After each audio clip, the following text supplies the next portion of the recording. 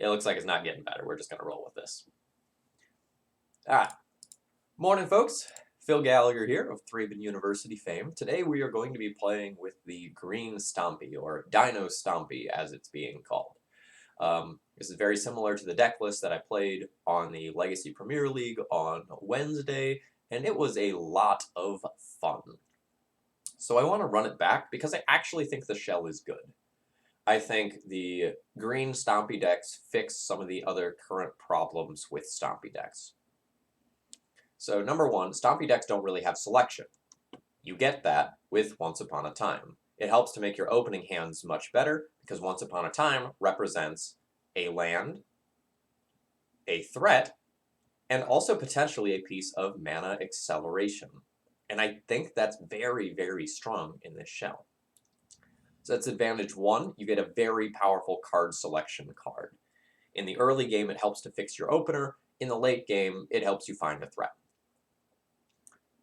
That's thing one I like about it. Thing number two, a lot of the other Stompy shells have threats that are lining up poorly against the format right now. So for example, in Red Prison, your Goblin Rabble-Masters and such line up poorly against things like Tarmogoyf. Well, if you have your own giant creatures, Tarmogoyf, Shifting Ceratops, a Tireless Tracker with a bunch of counters, you can potentially beat through those opposing boards. And number three, it is a Stompy deck that has an insane late-game draw engine. Tireless Tracker gets really dumb, even if you're not really doing anything degenerate with it, very quickly. Just the ability to keep cycling through your deck, you know, get some creature that's like a 6/7 or bigger, or wait, it's the other way around, is it a 3/2 starting? Yeah, so like a 7/6 or bigger, it ends up outclassing Tarmogoyf. You also have some side benefits of being able to just like randomly mise planeswalkers, bust through smaller boards, that kind of thing.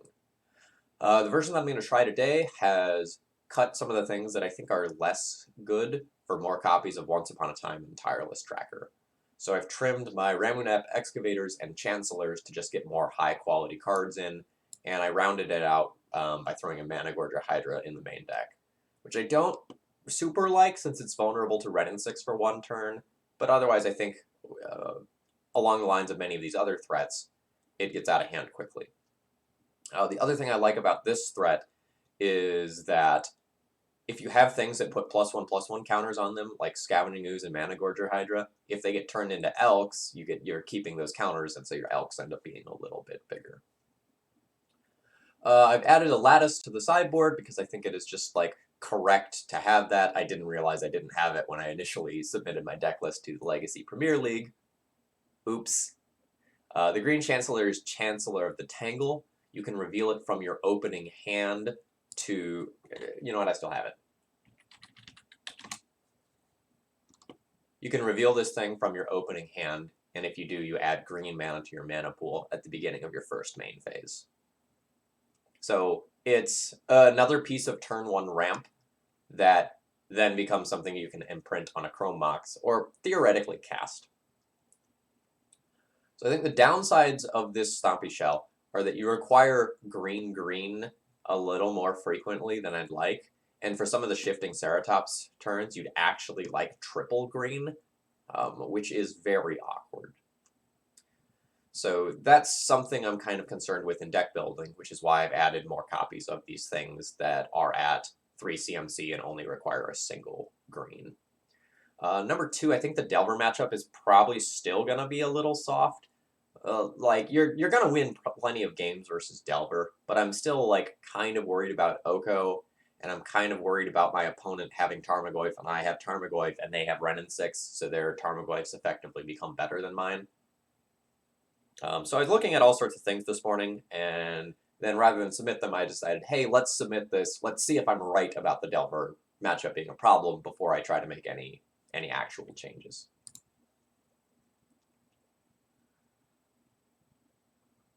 No, we're not signing up for the Legacy Challenge with this. Let's just play a Legacy League. Yeah, feel super good about the shell. I think it is legitimately strong. And I think it has a little bit less Well, it has a little bit less crap in the deck than a lot of other Stompy decks. So this deck has very few bad endgame top decks compared to something like Red Prison. When you get to the endgame in Red Prison, you have like Chalice, Trinisphere, Magus, Blood Moon, sometimes Blood Sun that are all super anemic endgame. And you have fewer of those in this deck. You're just like full of absolute gasoline. Morning, Jerry. Nice to see you here. This is absolutely going to be a keep, and I just have to decide how I want to play out this hand. We won the die roll as well. I think we're just going to be playing turn 1 Chalice off of Ancient Tomb and then slamming a turn 2 Shifting Ceratops.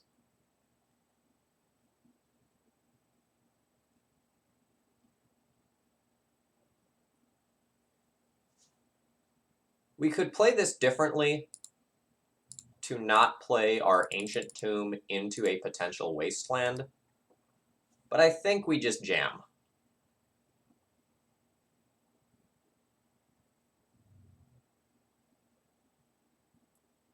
Alright, Force Pitch Cypher. We are playing against Delver. But now we're hoping not to get Wastelanded. Alright, great.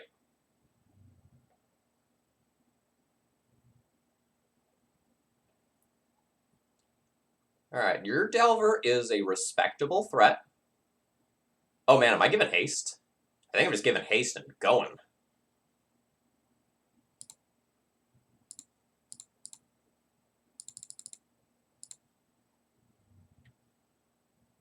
This is my turn 2 Reality Smasher. I hope you like it.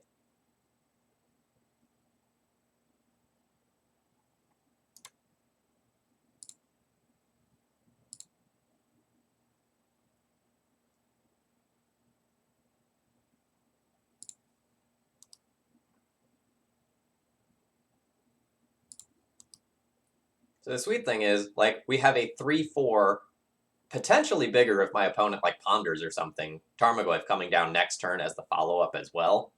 That's just absolutely disgusting.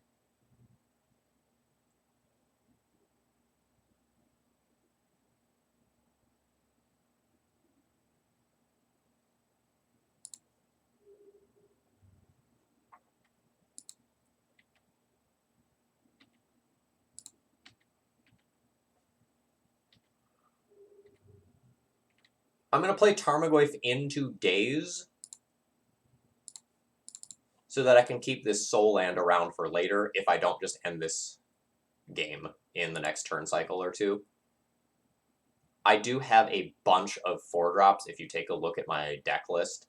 Like, I have Hunting Beast. Shifting Ceratops doesn't really count since it is uncounterable, but, like, well, it does kind of count for this purpose because, like, we're talking about keeping the City of Traders around. I think we really, really, really need to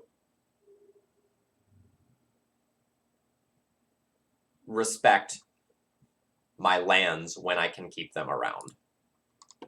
So this thing can get Reach, Trample, or Haste. My opponent cannot turn it into an Elk. It is pro-blue, which has been very, very relevant thus far.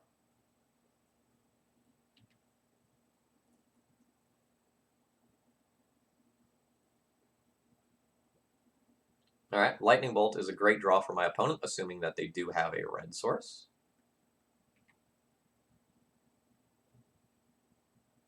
They do not have a red source.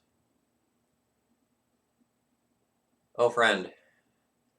Oh, friend, you're going to have to make kind of a sad play to stay alive. I wonder if you realize that yet.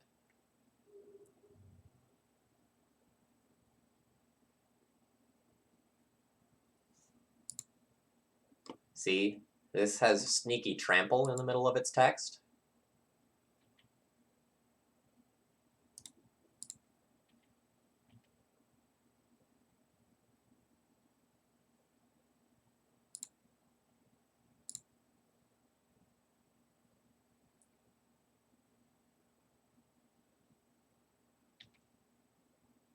Oh, shoot, I forgot about the Elvish Reclaimer activation.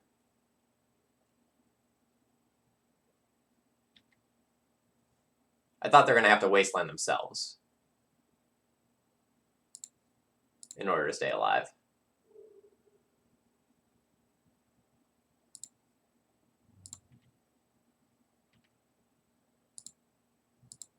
Dino indeed.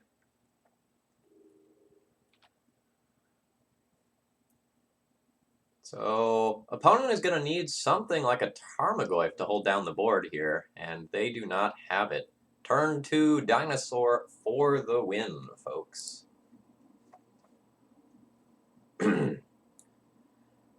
So, against Delver, I wasn't really sure what I wanted to do with some of these sideboard slots, because Karn is kind of medium, Trinisphere is really medium when you're on the draw, and I actually think against Delver, the things that I'm worried about are their, like, actual end game cards.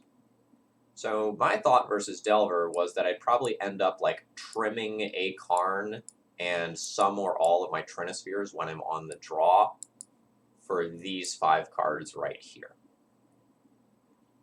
Then when I'm on the play, I'll put some of the Trinispheres back in the deck. The problem with Karn is that it does not impact the board immediately, and accordingly it might be possible that I should keep more Trinispheres in the deck just because Karn doesn't impact the board. But it gives us the potential to stay alive via Ensnaring Bridge for a little while, or this is why the Wormcoil engine is still there, and I have like 2 different 6-drops in the board. It's so that when I'm behind on board, I can Karn and wish for something that will be relevant. But again, Oko is still a problem card here.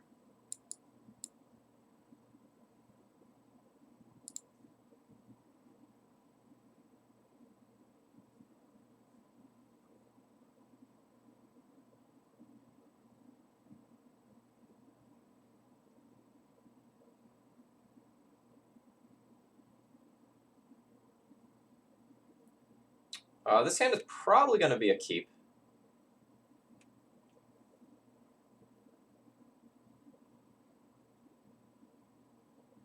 It's not going to be the fastest hand in the world, but it has the potential to get so much better with a lot of draws. So, like, a choke makes this real good, a chalice makes this real good.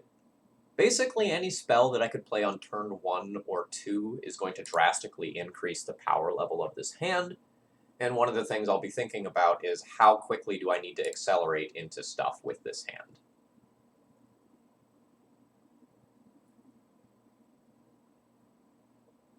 Note, we did have the potential to play Once Upon a Time before my opponent's turn, but I wanted to wait and see what my draw was. Alright, my draw is something that will go and remove Delver.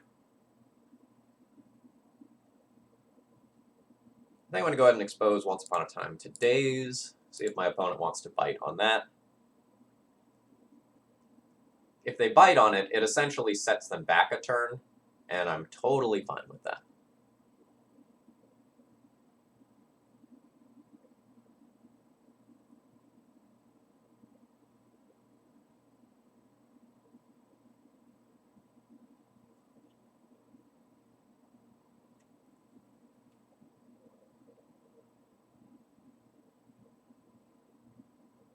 I could play a turn 1 Mana Gorger Guide Hydra.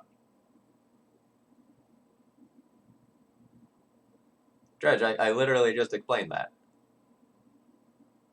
It's because I wanted to see my first draw step and make my decisions accordingly.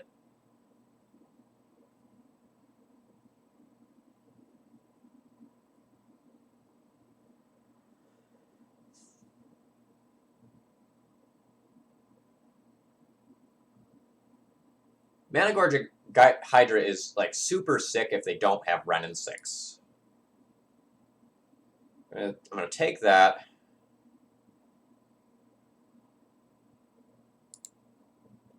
Play a land. Play a Chrome Mox. I think I'm going to imprint my Vivian Reed. I don't see myself having super stable mana this game.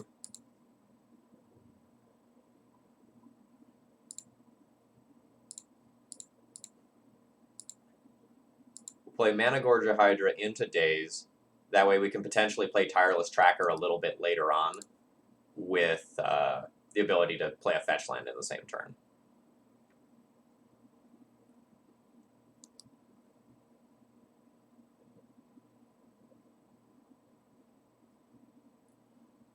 So now, obviously, our best draw will be a soul land.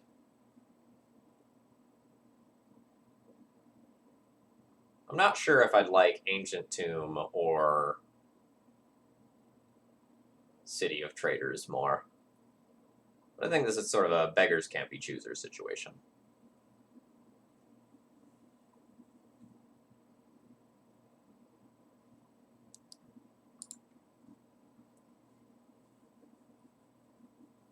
I love our hand if we hit some land drops here.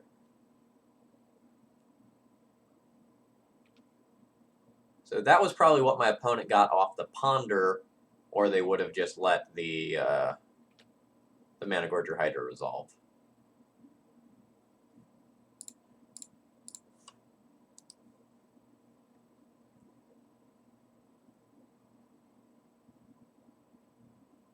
This is another nice thing about this Stompy deck, is that you can just go down to very few resources and still have castable cards. Like, we still have, like, Chalice, Once Upon a Time, Tarmogoyf as castable things.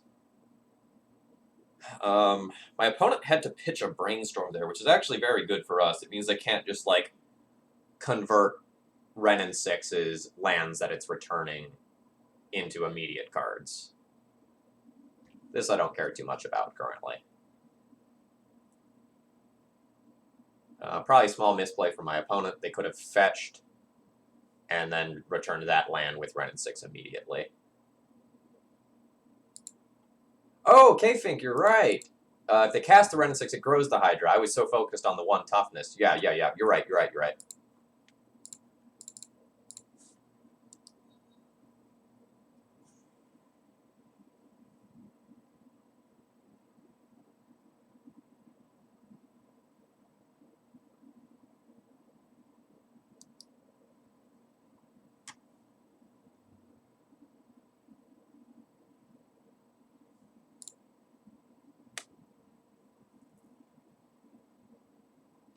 Yeah, that's fair.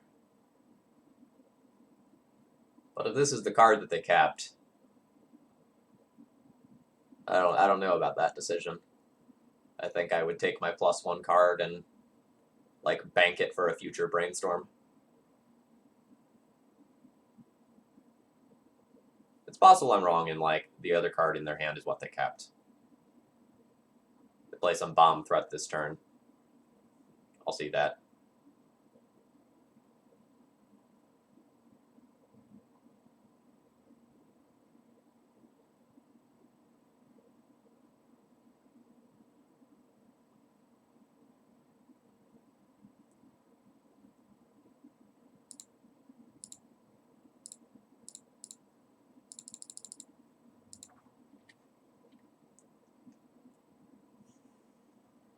Uncounterable Dinosaur for 2 turns in a row.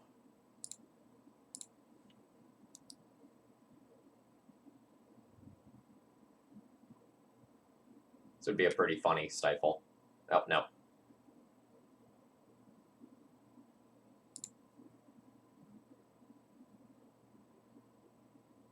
There's actually a world where I'm just supposed to, like, go and attack this down.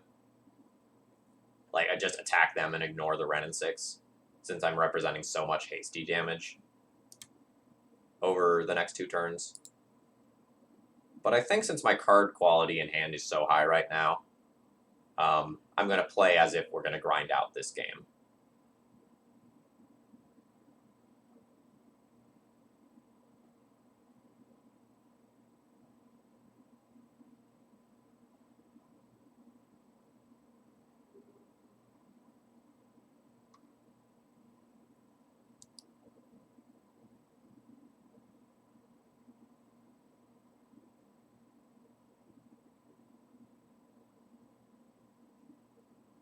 And this is kind of why, right? You don't want them to be able to recycle this turn after turn after turn.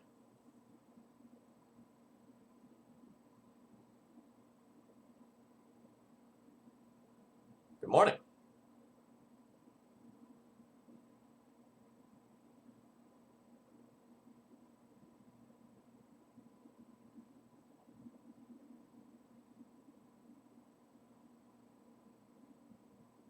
So this is slightly awkward. If I attack in on the Renin 6, my opponent can double block, and I can trade their Tarmogoyf for my Elvish Reclaimer.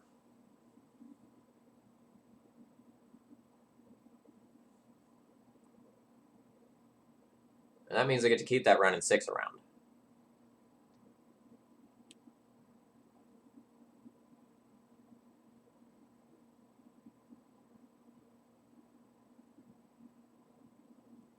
I guess I could just play a second Shifting Ceratops, have them both attack Renin 6.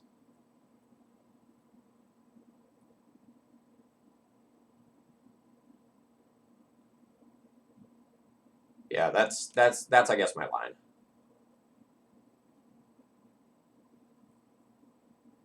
They don't even have to double block. I mentally flipped Shifting Ceratops' stats.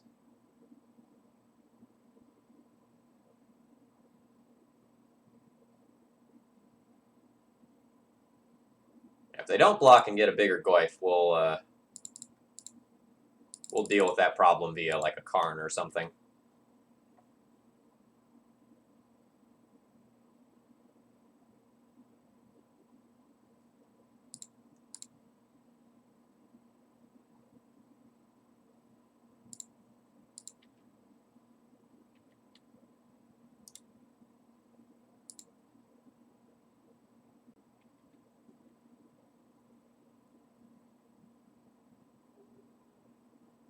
Yeah, they have chosen to get the bigger Tarmogoyf here. That's fine.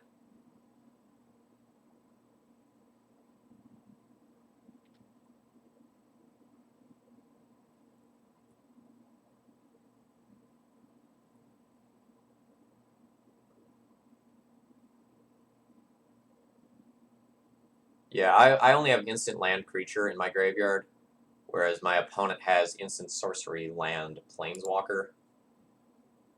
So I can shrink the Goyf a little bit. That's an annoyance. Just got rid of that.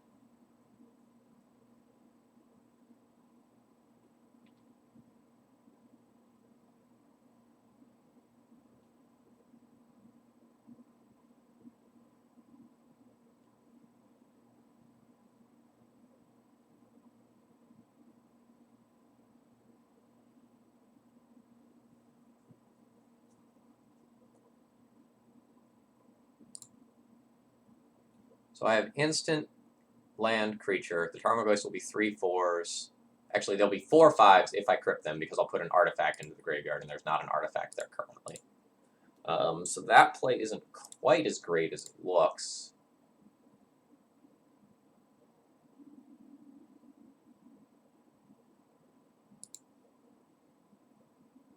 They don't have a wasteland yet. So I could just, like, Karn, get Wormcoil, and go that route.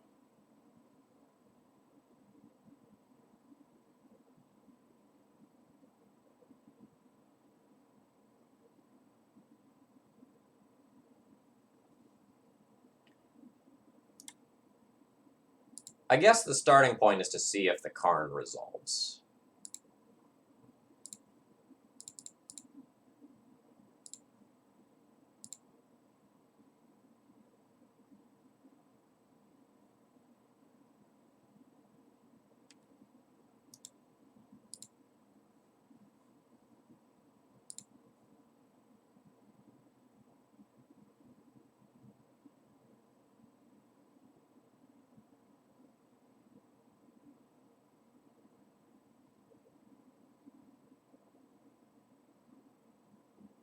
Coding seems very bad with Renin 6 active.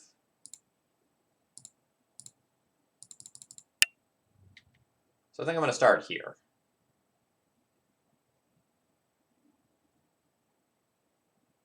All right, Lightning Bolt, Snare, Waterlog Grove. Okay.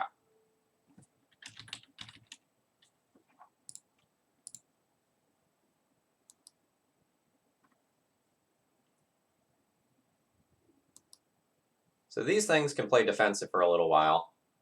My Karn is going to die to this Lightning Bolt, presumably. It may not. We'll see.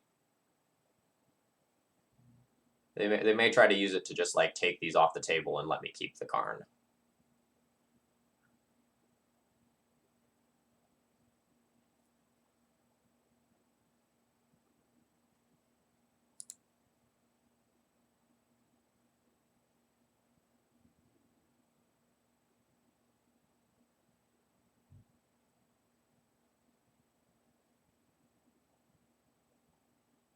Oh, that is going at me. It is not going at my Planeswalker.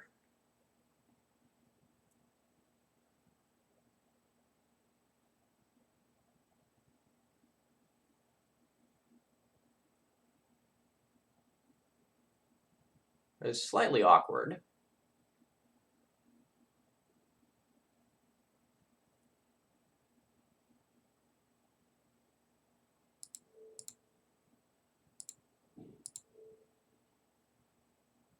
So I think I need to awkwardly trade for this Tarmogoyf here.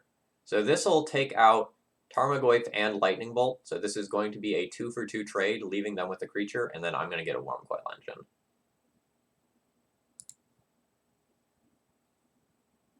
We are going to double block Goya, that painter guy who did all the, like, 6 slightly morbid things. I'm in. Double blocks on Goya.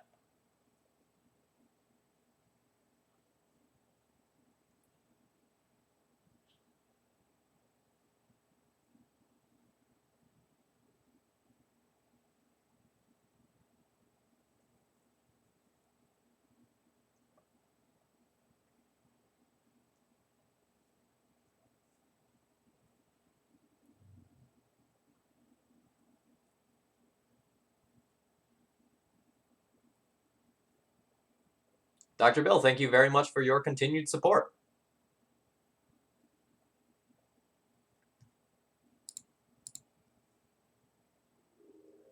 Well, that's a pretty savage blowout.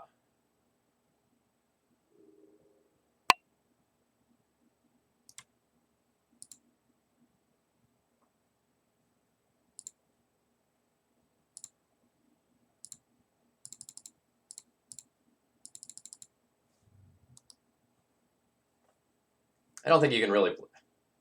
Seriously?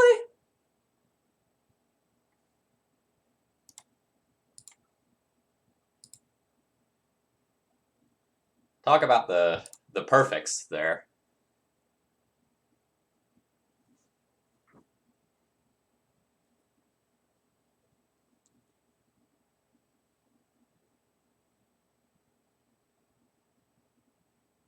Well, they had to have double bolt in order for our combat blocks to not be good there. Then they also had to have Wormcoil, or sorry, they also had to have drawn Force of Will. So they had 2 blind draws, no manipulation, and they kind of had the 2 perfect cards to get through my very, very strong position. So like we're just not gonna beat that. So on the play here, we should consider some number of Trinispheres over other cards that are currently in the deck, just because playing that out ahead of time just really clunks them down so much.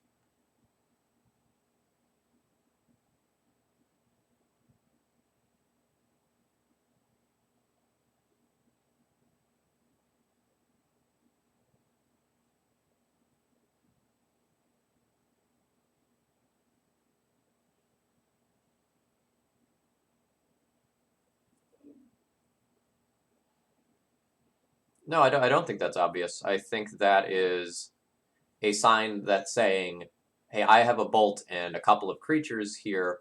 I'm going to go and try to make this so that I can end this game over 2 turns before I get locked out by Mycos and Flatus.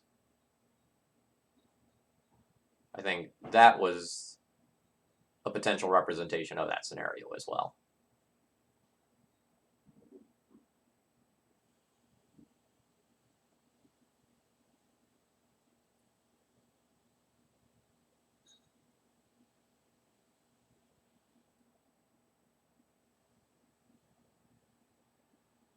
I'm not really sure on Trinisphere versus Choke. I'm also not sure the number of Karns that I should be playing. They're obviously a little bit better on the play. But again, I think I just want to stay as threat dense as possible. I don't think I'm going to trim more Karns for the Trinispheres. Again, not 100% sure.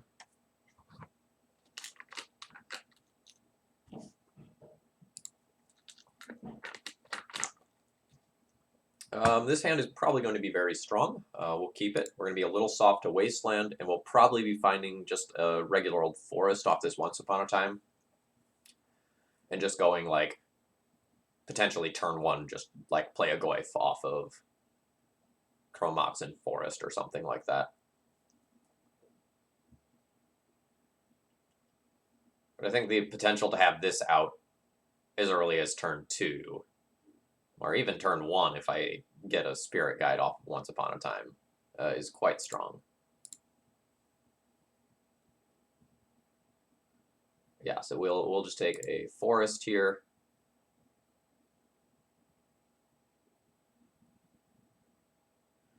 And then I have to decide what I want to imprint on this Chrome Mox.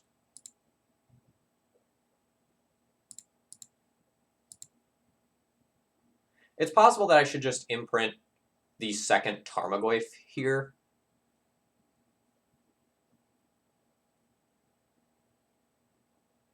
And keep my endgame fat. But similarly, it's possible that I should just like imprint a Planeswalker and just play the things that I can play if I am going to lose this Ancient Tomb. So the turn 1 Goyf is definitely worse than a normal Goyf, because it's going to be exposed to Lightning Bolt if it is in their opening hand or their draw step.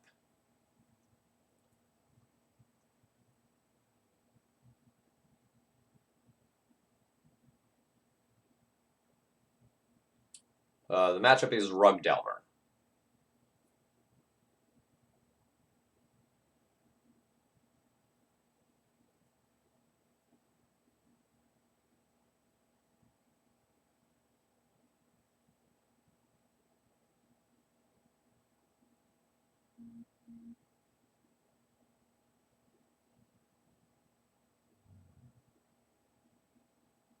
Force of Will, pitching a Force of Negation. I'm super happy with that trade. My opponent has already mulliganed, and I have a very powerful follow-up in 2 different directions next turn.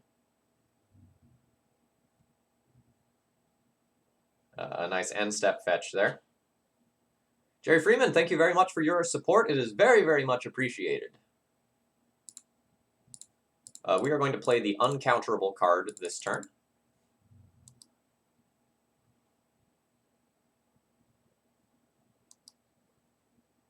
And we're hoping to play Garruk Relentless around Daze.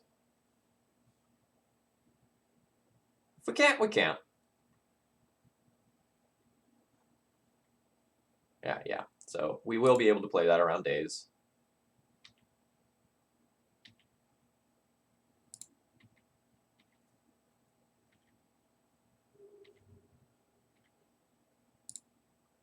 We are going to fetch ahead of time.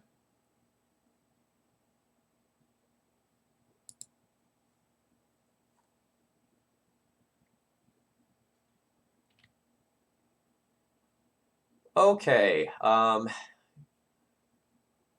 we can't play around Daze with Garruk. Do I just want to slam my Tarmogoyf and keep the pressure on my opponent's life total?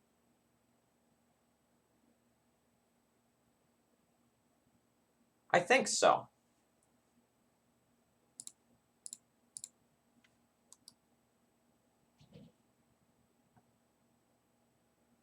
So if they don't have the Daze, it's just better to like play a Planeswalker onto a relatively empty board.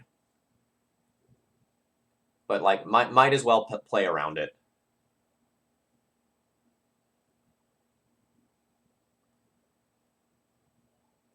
All right, so my opponent has their own Tarmogoyf. The Wasteland is inconvenient for me. Soul Land? Oh, baby.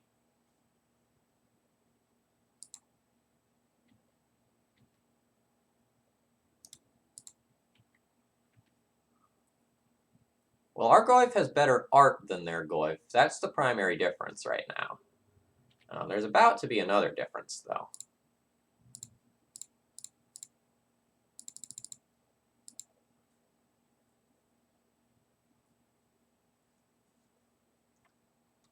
So we can just fight and kill their Goyf and lose my Planeswalker, leaving me with 8 power on board, or I could just start, like, pooping idiots. I think both of those are 100% acceptable lines given this situation.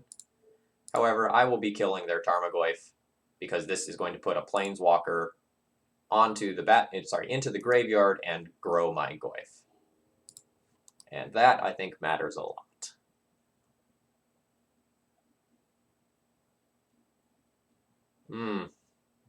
That feels good for me.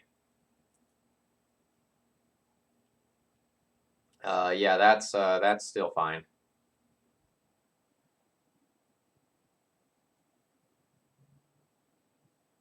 Ha ha ha ha ha ha ha ha ha ha ha ha.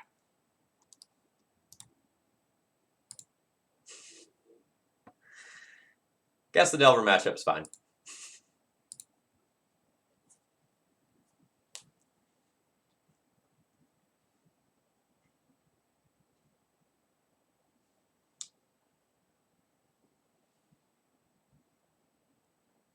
So I am serious when I say I think this shell is like legitimately good.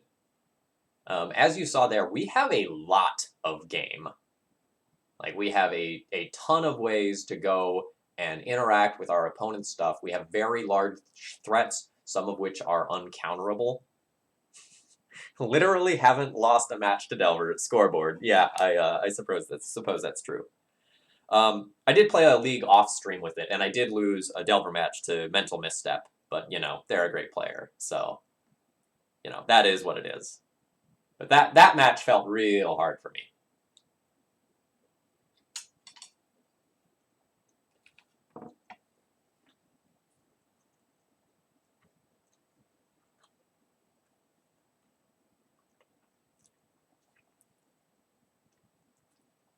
Yeah, when Questing Beast actually gets to attack and kill a Planeswalker, it is just this like absolutely disgusting feeling. And that card has so much text on it. Vigilance, Death Touch, Haste can't be blocked by creatures with power 2 or less. Combat damage that would be dealt by creatures you control can't be prevented. When it deals combat damage to a player, nuke a Planeswalker. Like, oh yeah, and it's legendary. There's like so much going on there.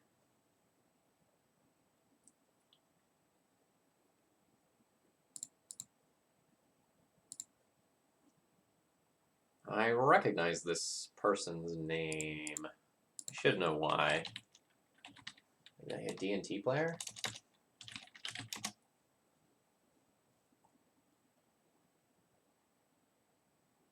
No. Oh, I think they were like some sort of blue mid-range player.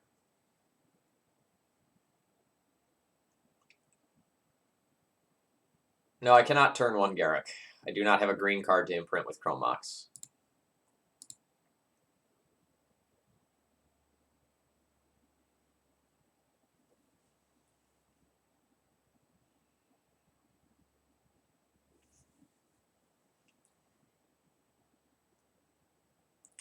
I think I'm going to treat this Chrome Mox like a dead card for right now, and plan on leading Chalice into Trinisphere. It's possibly correct to just Chrome Mox the Garruk and just go all in on a turn 1 Trinisphere, hoping that the top of my deck is better than the top of my opponent's deck. Because if the Trinisphere resolves, then like my Chalice on 1 the following turn will also resolve, and my opponent will just be like woefully behind.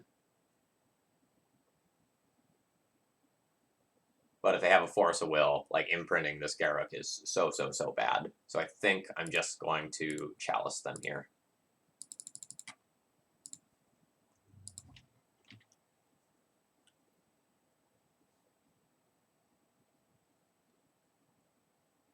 No, Garruk is not amazing. It is good. It fulfills some roles in the deck.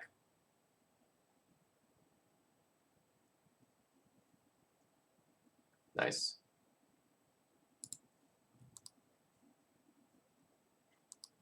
But it's not the greatest thing since sliced bread. That's actually super awkward. So we're probably going to end up imprinting the Questing Beast this turn.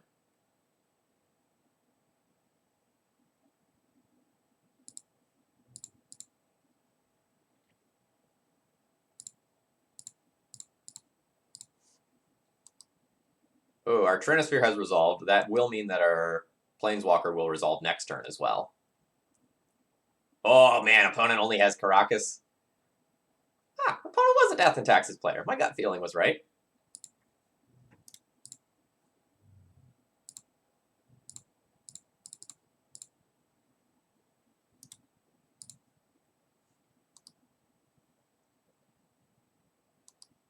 Yeah, so my opponent was on an Aether Vial-centric draw that was either a 1 or 2 lander, given the scenario here, and got super punished by my turn 1 Chalice of the Void.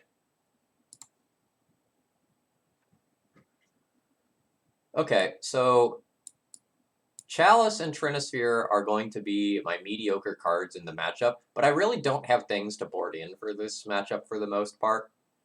Like, I'll play a Mana Gorger Hydra, I'll play a Vivian Reed, but a lot of this stuff kind of needs to stay in the sideboard. Like, I guess I'll be fine with wishing for Bridge and the Lattice and Coating, and I might, like, board in the Spyglass to just, like, have something else that I can draw towards. But I need to trim some of this stuff. This stuff isn't good against Death and Taxes. I think it's going to be the Trinispheres when I'm on the draw, and it might switch to something else when I'm on the play.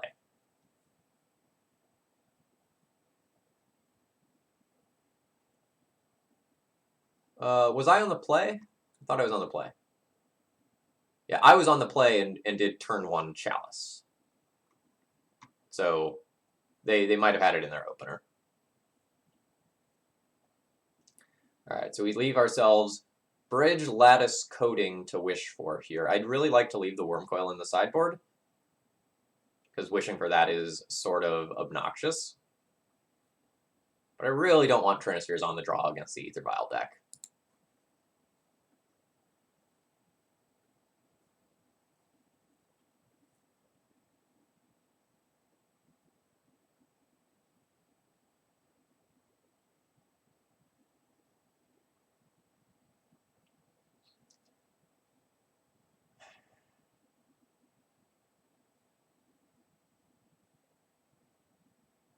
If I could YOLO turn 1 Karn, I would keep this hand.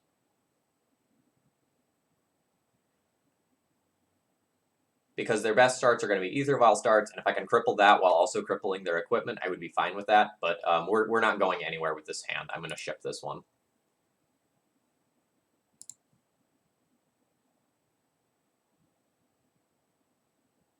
I'm going to junk my redundant Karn here.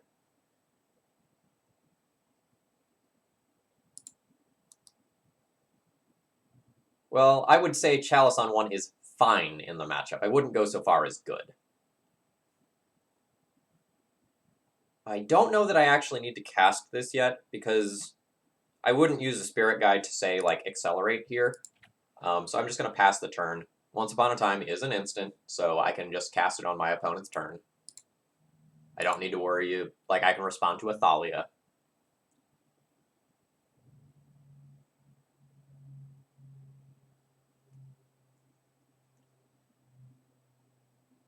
The 6 is very fair, but I don't think we want to go to 5 when we're on the draw.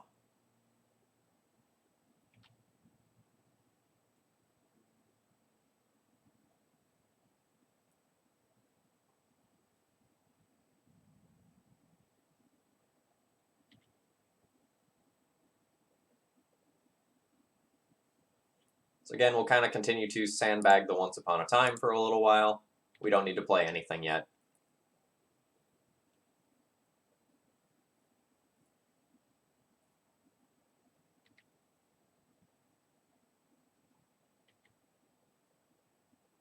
I think it is probably a mistake to play Mother of Runes over Giver of the Runes right now, given how absolutely wildly popular Ren and 6 is.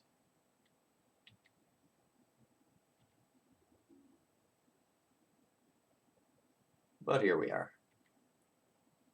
Mom obviously going to be much, much better in this spot.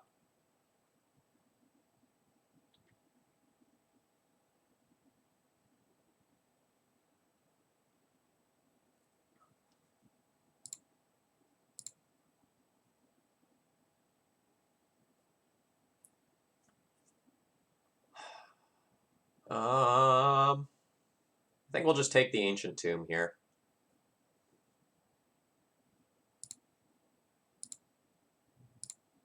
play a land, we'll set it up so our threats can potentially actually do something that matters.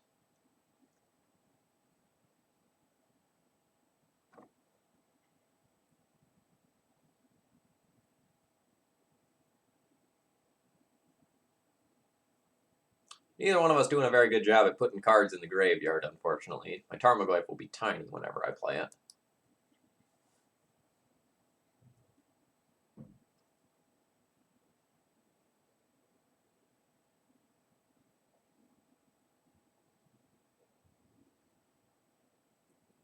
Don't know how much I like that over just, like, getting a Batterskull into play against my threats, but I can see it.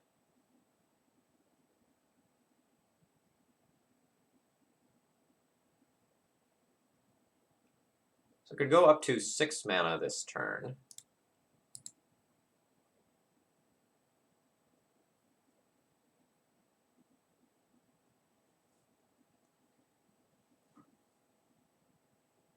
Can't really defend the Karn right now. So maybe that means I shouldn't play it.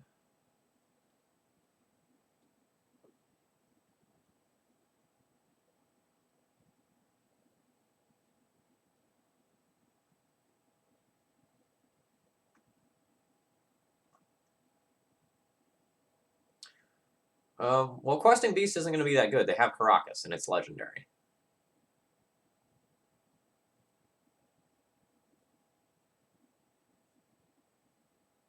I might need to try to work towards a bridge lockout.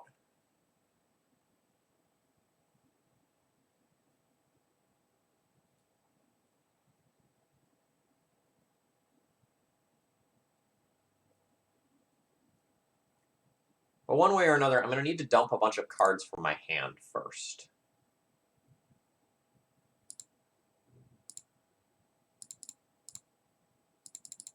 So I'm going to play a Shifting Ceratops.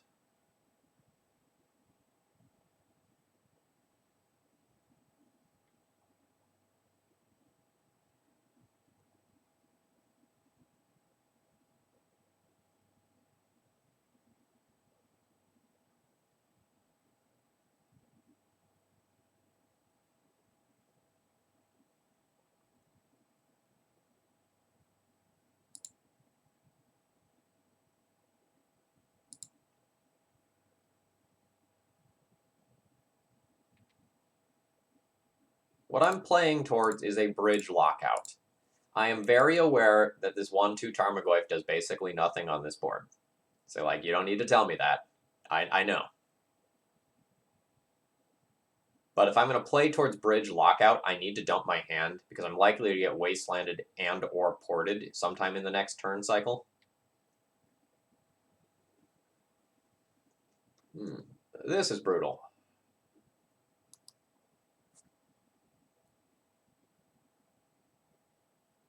I mean, I obviously agree that the 1/2 Tarmogoyf does nothing. We've already established that.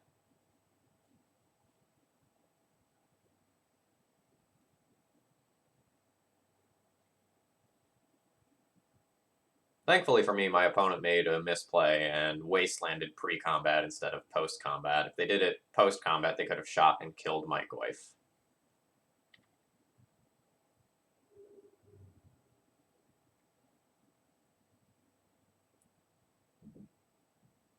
I know the Tarmogoyf is weak. I'm trying to go and, like, make it so that if I have some world where I can get a bridge out, my hand is actually literally empty. Similarly, the Questing Beast would have done nothing on the board due to Caracas. Alright, so that's going to go on 4 and lock out all of my outs.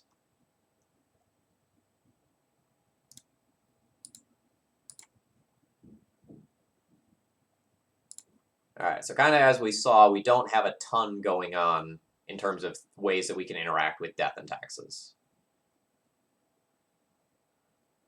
I can consider Trinisphering when I am on the play. Again, it's kind of medium.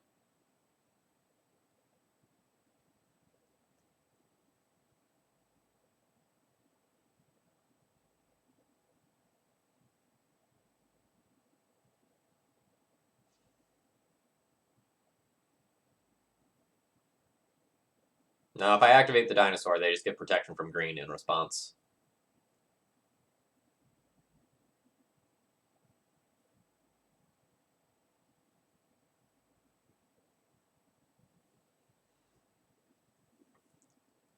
Goyf did look pretty bad that game.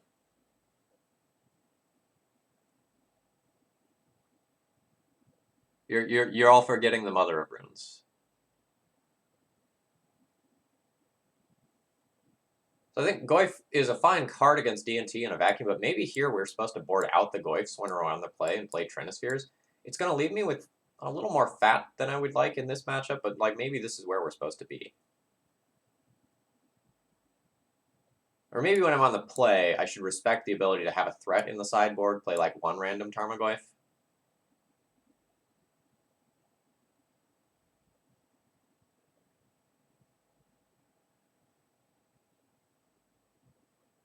I don't hate that.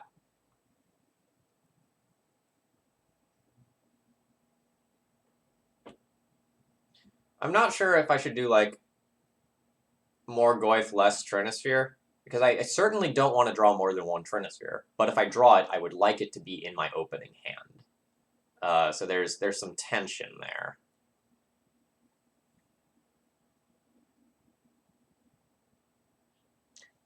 Actually, I guess Questing Beast is also pretty questionable since my opponent is going to have probably 3 Caracas. So maybe this is actually better. It's also something I can play on fewer resources.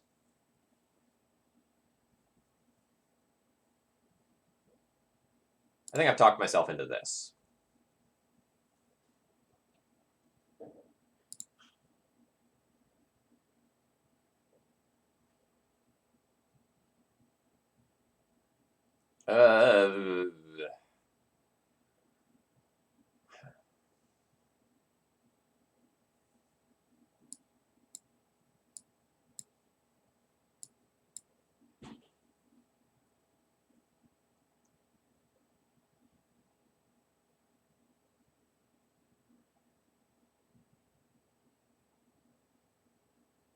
I'm not sure that I like this hand. If I turn 1 Chalice, it costs me my Spirit Guide, and then I can't really play anything else that's currently in my hand. So if my opponent is not keeping a Vial-based hand, this hand is probably very bad. I'd kind of rather keep something that has the potential to actually just, like, cast a couple of big baddies in the first turn. Or it can cast a Chalice without expending an extra card. I think this one's tough.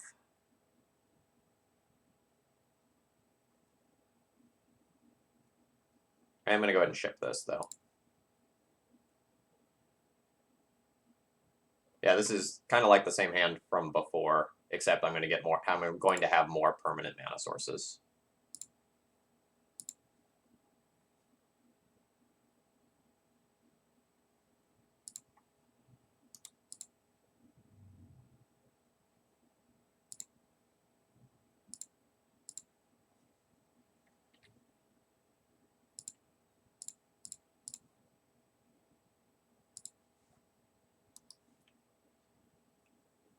So we potentially have a curve here if we draw a land. Our hand is definitely of medium power level. Now, this is not the first spell of the game. But I think casting this will just be better than playing out the 1/2 Tarmogoyf right now. I think we need to treat Tarmogoyf like it's more of an endgame card. We're going to cast this now, see if I can get a forest, I think.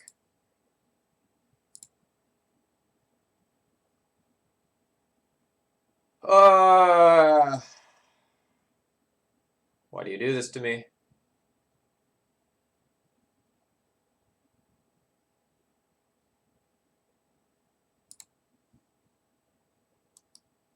We're going to take the tracker.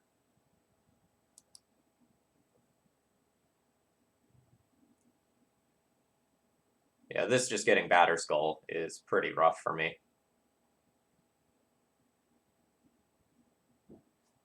Land, please. Son of a bitch.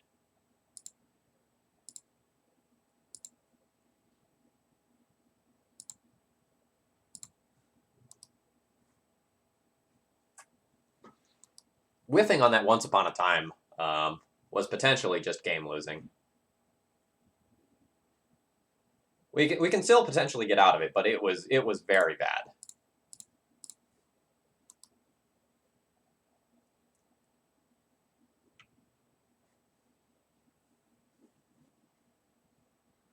I could have turned it into a 2/2 by playing a Chalice on 0, but like Ugh.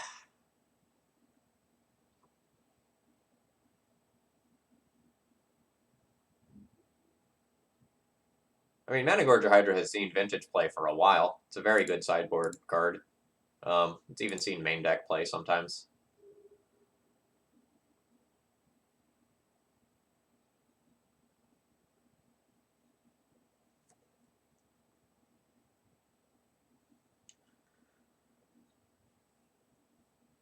This turn's very awkward. I can play the Tarmogoyf to stabilize the board, but I kind of need to play out this land if I want to be able to play Tireless Tracker and crack a clue in the same turn cycle.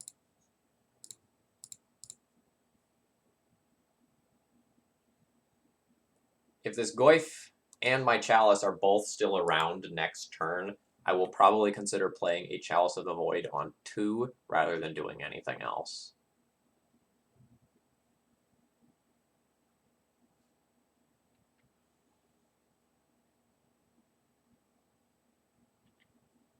Yeah. That's fine. It sucks if they have the Swords to Plowshare, but I think the potential of playing this out on 2 was better than having like an extra Chalice on 1 safety net. So I don't regret my play there.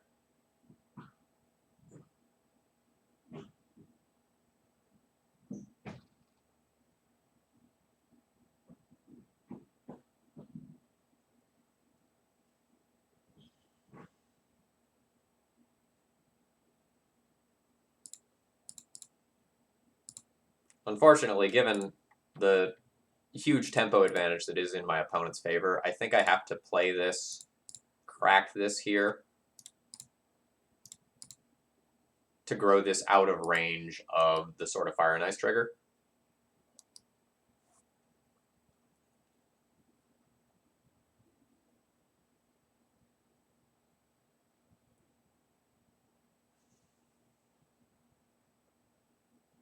And I don't think it's correct for me to trade. It just sucks that that means 5 extra damage. Cherryman, thank you very much for following.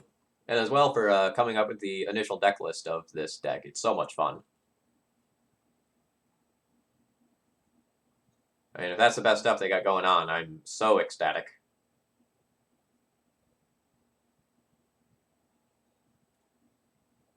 That I'm much less happy about.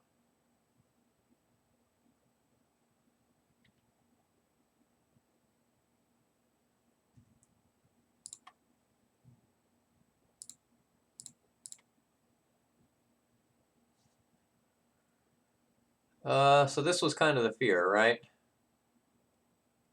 Now we're just going to take probably 8 damage this turn and go to 1.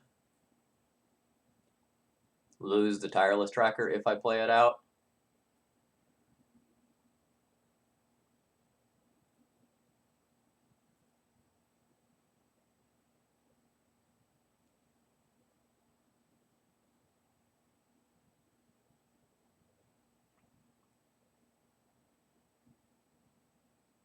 Yeah, I don't think I get out of this from here.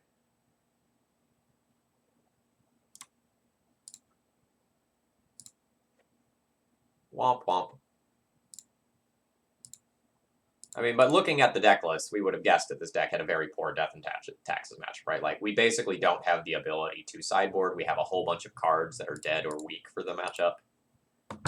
So, like, absolutely no surprises that we lost that one.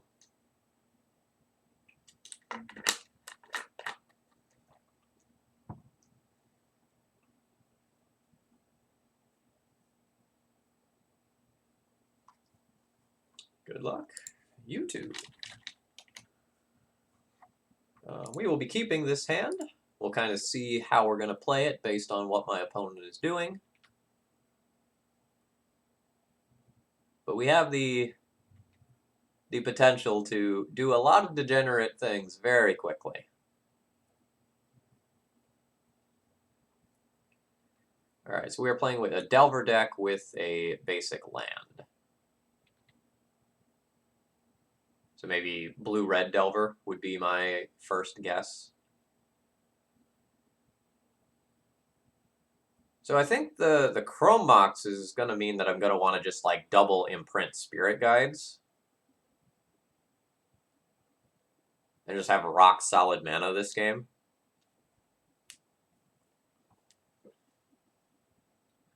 The other thing I could do is like imprint the Tarmogoyf or the Tracker and just play a turn 1 Ceratops and say like, hey, can you beat this?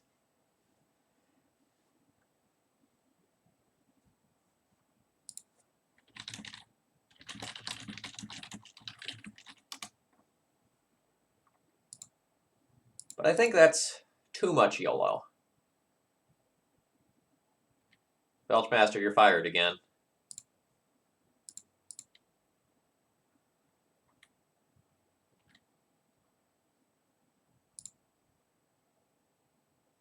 And honestly, I'm going to play Tracker into a Daze this turn and be totally fine with that. I would like this Tarmogoyf to be larger than an X3 when I play it.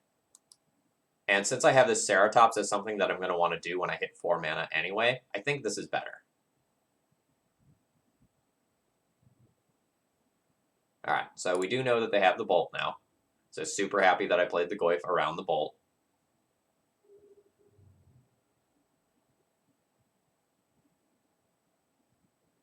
This is very much not the first spell that we've played this game.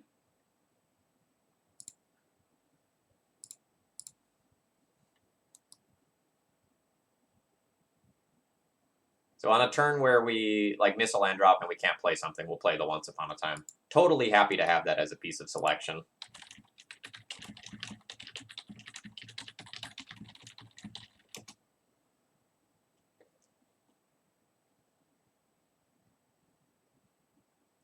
Sometimes the Once Upon a Times get a little bit clunky because you are a Trinisphere deck. But most of the time, if you've resolved a Trinisphere, it ends up working out in your favor.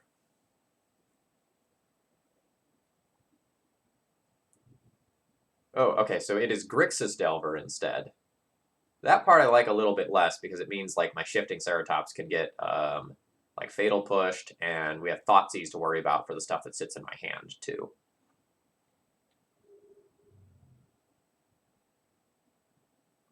There's also Gurmag Angler as something that can trade with our big bad fatties later on.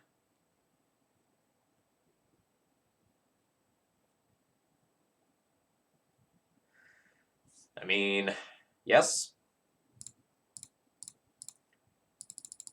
I don't like that this costs me life. But it is Reality Smasher, and Reality Smasher is sweet.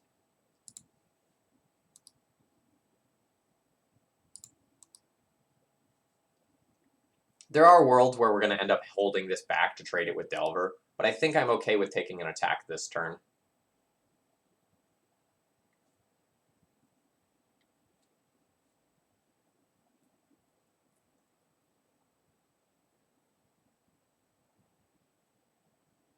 The thing about holding it back to trade with Delver is that if I can get them to spend the Lightning Bolt on something else first, then the Shifting Ceratops may end up being a better defensive card.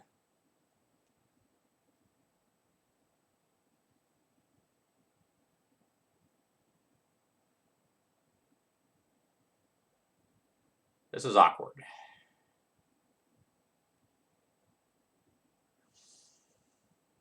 This is really awkward.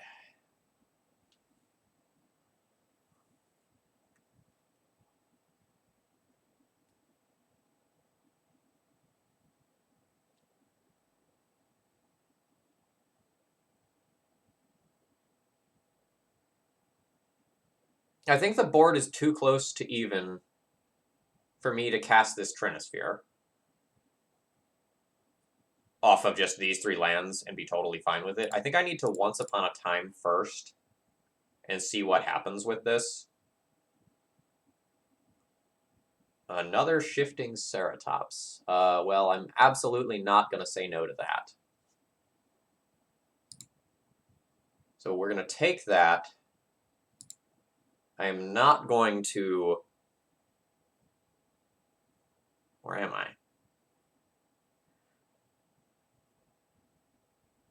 Yeah, Cherryman did the original version of the deck. Julie and I have been working on it.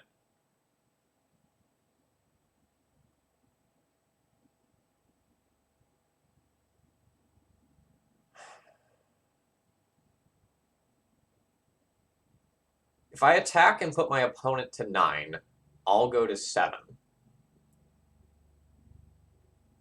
I would go to 5 next turn to cast Shifting Ceratops, give it haste, and potentially try to take over the game that way. I might need to hold the Shifting Ceratops back and just kind of hope they don't have another threat.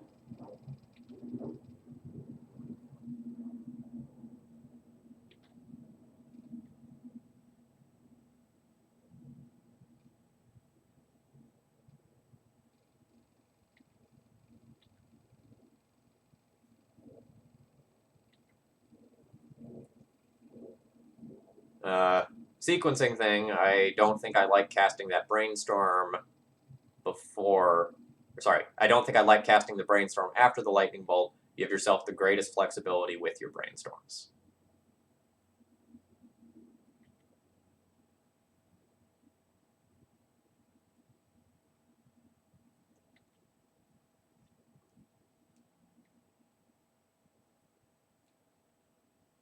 The thing that kind of sucks about the line that I did take is that if my opponent finds Fatal Push and, like, say, a fetch land or something like that, they get rid of my Shifting Ceratops and actually get to crash in with a Delver as well.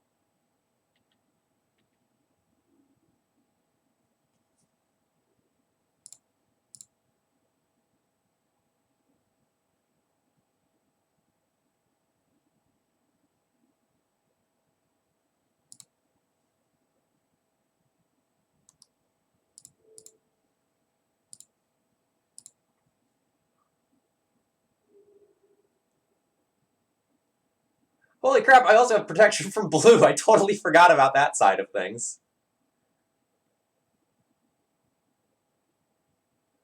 That is actually a godsend of a draw. That means I'm not taking damage here. I'm going to win this game unless they have Lightning Bolt.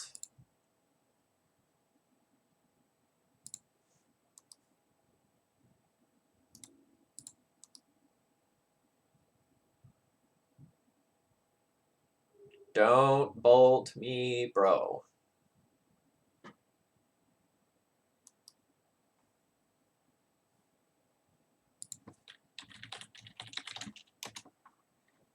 Yeah! Is Mistcutter Hydra the X one? Mistcutter Hydra is reasonable. I will add that to my list of things to consider.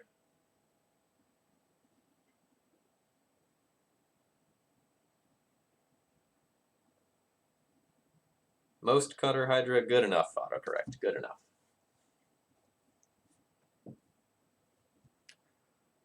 Okay, so before when we were on the draw, we cut the Trinispheres for, I think, Chokes, Mana Gorger, Vivian Reed, and I think we cut one other thing. We cut one Karn. That's what we did. Oh man, that thing had haste too? Yeah, Mistcutter Hydra is potentially better than Mana Gorger Hydra then. I should really consider that. Thank you very much for that recommendation.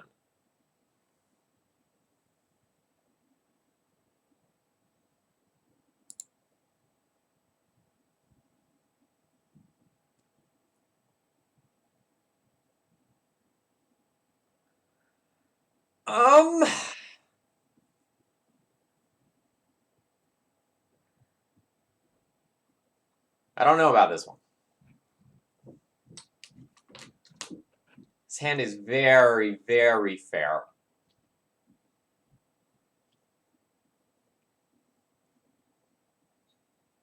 I feel like this is potentially too slow. I'm going to get a draw to find a lock piece. I will have a Once Upon a Time to make this have one more threat. I do have good mana in that I can lead on Forest. I have an uncounterable threat and a kind of obnoxious threat. But is this actually better than a 6-card hand?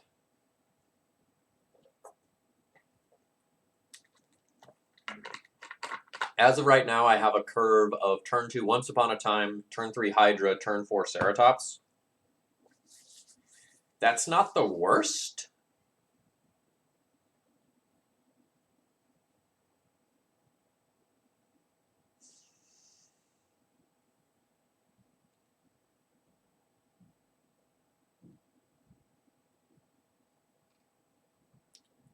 I think I'm going to keep this one. I think this is a very difficult mulligan decision.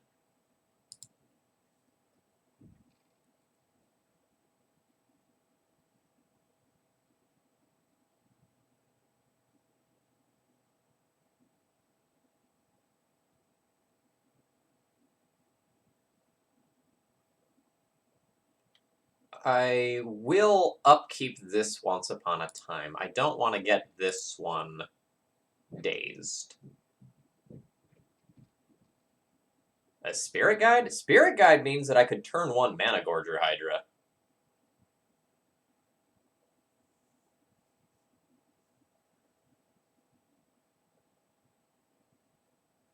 I can do that on turn 2 anyway, though.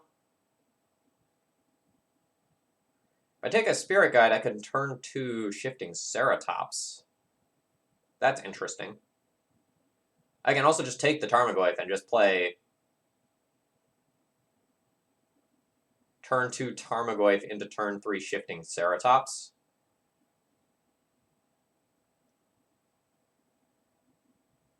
I think I'm just going to take the Spirit Guide. But I think that's a very difficult decision.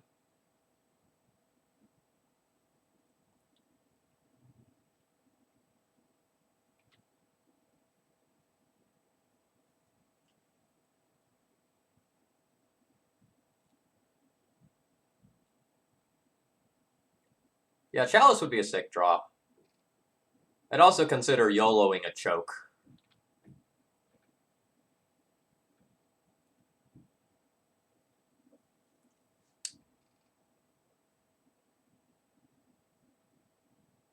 I don't think I'm going to YOLO Mana Gorger Hydra.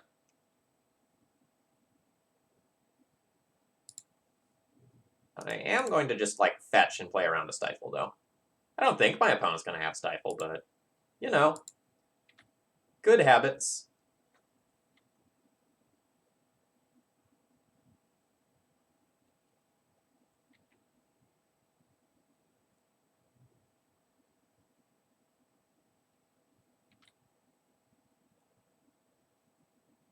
Is that a second Delver? Oh, no, Ponder. I don't care about Ponder. And again, just in terms of sequencing, I would have pondered before playing the Delver. Give yourself the flexibility to change your mind about what you're doing. Hackbird, predict.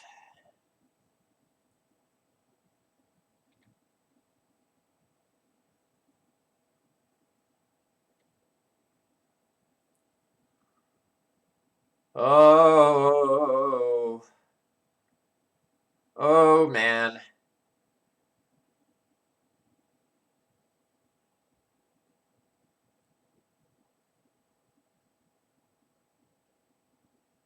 I'm being tested.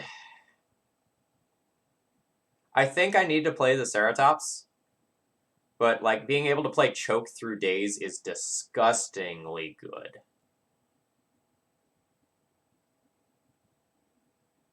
And it keeps them from doing something like True Name Nemesis as a follow-up if it actually resolves.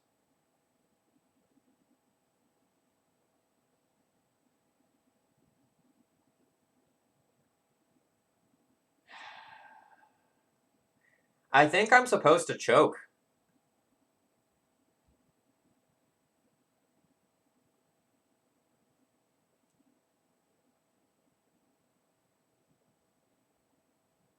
So the choke is very bad if they have Wasteland, though. Like, if they have Wasteland and I just, like, fall way behind on board, things are going to be bad for me.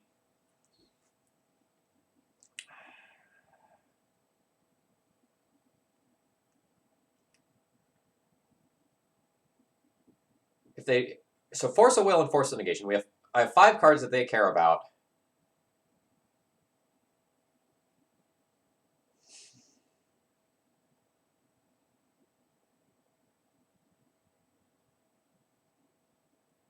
I'm going to choke. I think this is a very tough decision again. But I think if they don't have the Force, I think the game is over. Cool. So you know about that. So you have to have the second days now.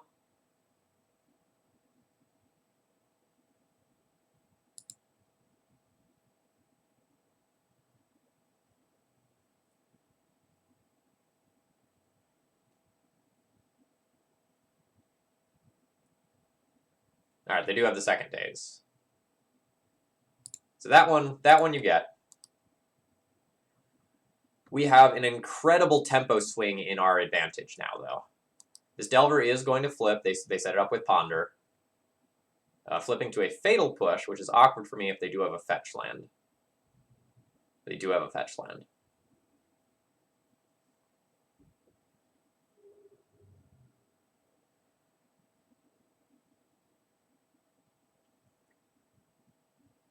I don't like that I have to keep tapping this Ancient Tomb.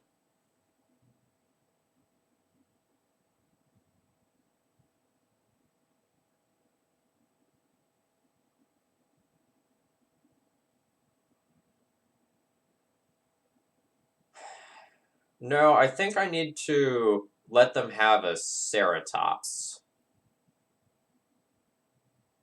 So that I can potentially cast a Mana Gorge or Hydra later on without tapping an Ancient Tomb. So I think I just have to give them one of these.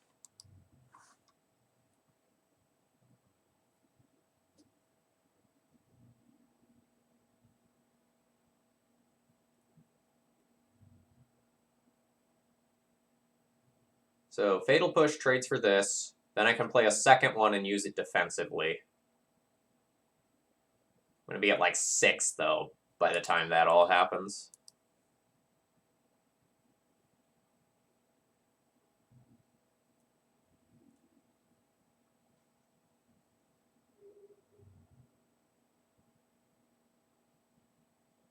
No time for this.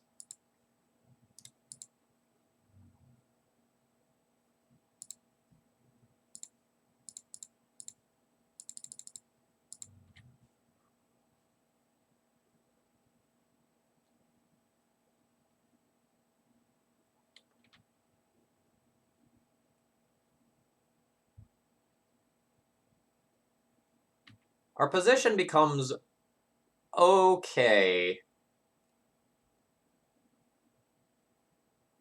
from here if my opponent can't answer my Ceratops. Or play another threat. But that's a lot to ask.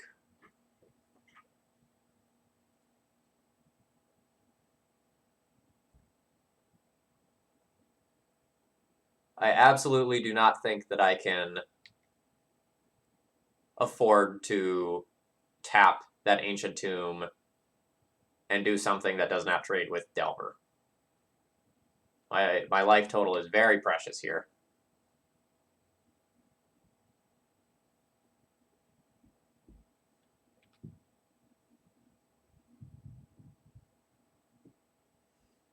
Hmm.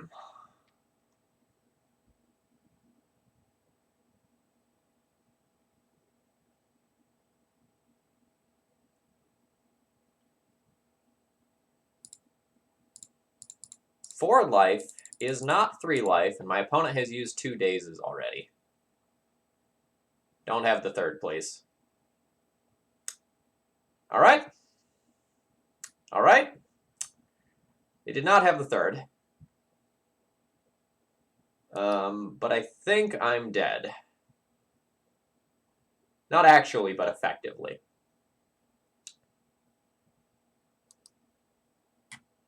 So that is going to put me to...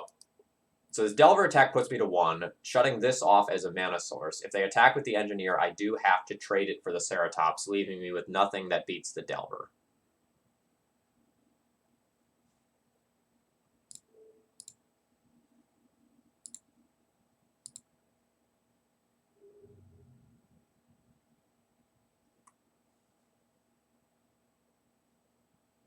I don't necessarily think it was a misplay. Like, I definitely took a calculated risk there. But with that many dazes in the graveyard and very few answers to board, I think it's fine.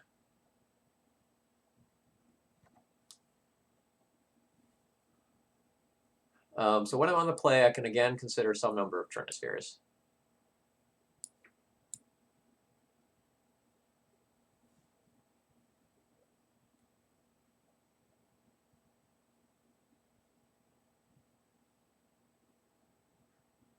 It basically puts me in the same position, right? And just like the only difference is that it happens to play around Force of Negation, because if it was a Force of Will, like the same sort of scenario ends up happening, where I either like tap 3 lands and don't leave up reach, which I can't do, or I end up tapping the Ancient Tomb, so the life totals end up working the same. Like we're just playing around a 1-of by not taking the other line. If we think they don't have days, which I feel pretty confident about. But like, yeah, there is a discussion to be had there.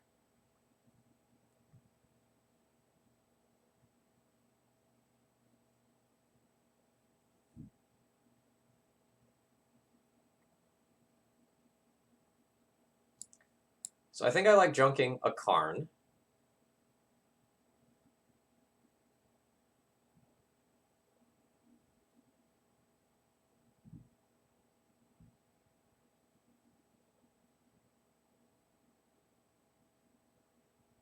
I mean, I think that if this card had resolved, like destroying the Delver, trading the Plague Engineer for my Dinosaur, and then just like plussing every turn for value, I think that lets me stabilize the game.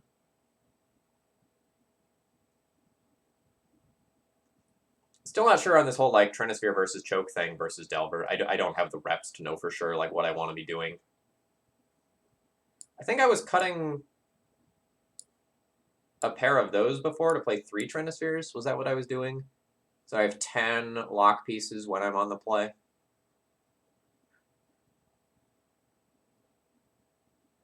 I think that's fine. Like, cutting some of the 3 or 4 drop stuff that's not the Dinosaur seems fine.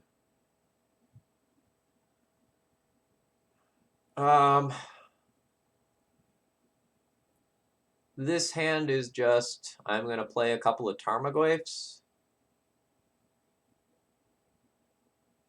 Yeah, I don't play Trinisphere on the draw versus Delver almost ever. So if I Once Upon a Time and find a Ceratops, this is a turn 2 Ceratops hand.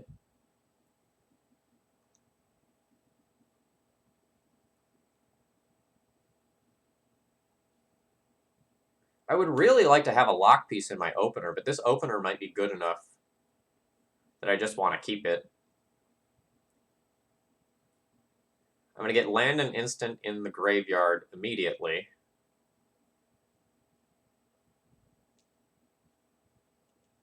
And then I have to make a decision from there about what I'm going to do. But if I don't find, like, basically Ceratops off this Once Upon a Time, I don't know that I like the rest of his hand.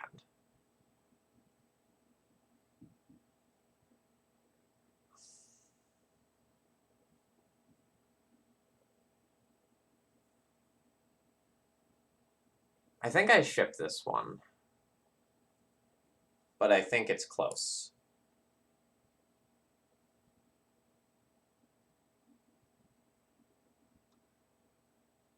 Ugh.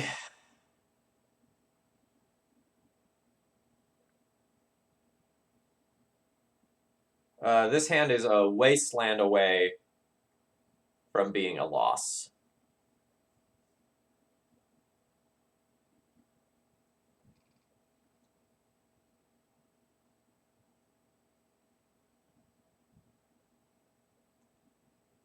but also just has an I win button in it.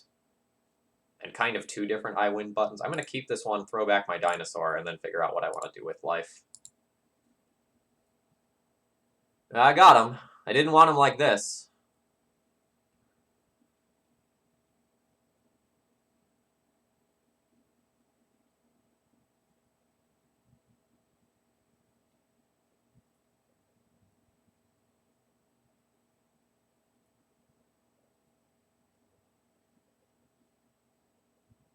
The turn 1 Trinisphere is the I potentially win the game right now option, and I think I'm going to take that risk rather than Chalice on 1 first. The advantage of Chalice on 1 is that I can follow it up with Trinisphere next turn, and so maybe it is correct to do it that way.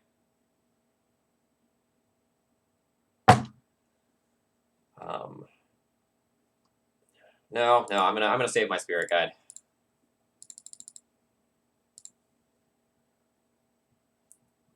If they don't have counter magic and, like, say this resolves, then following it up with Trinisphere or Tracker next turn is pretty strong.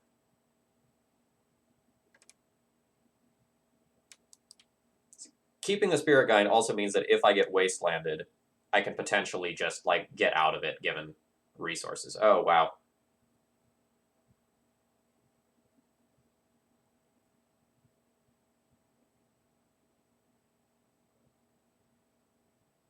I have options.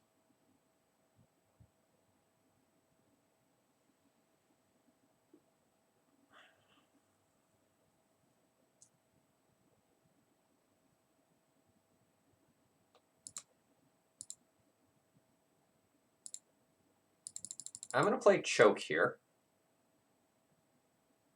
Because Choke and Trinisphere are very similar in terms of what they are going to do to this game, but playing the Choke will allow me to play a Chrome Mox if I draw one,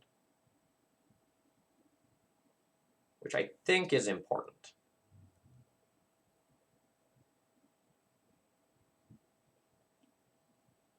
Alright, so my opponent forced pitching Daze, respecting the fact that I could, and very likely would, have Spirit Guide, given the hand that I kept.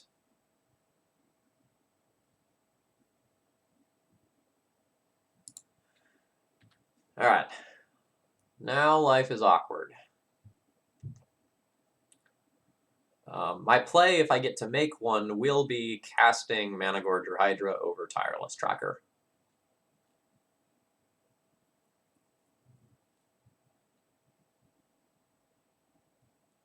Is this going to be like a true name? I mean, if I can resolve this Managorger Hydra, I'm, like, totally fine with that. Managorger has Trample.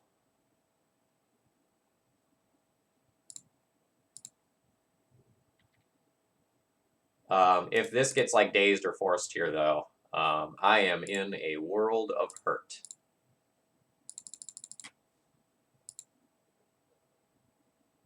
Alright, it did not. It's going to be protected from most of the removal that my opponent can have. So that does bode well for me. Very thankful that that Wasteland didn't come sooner.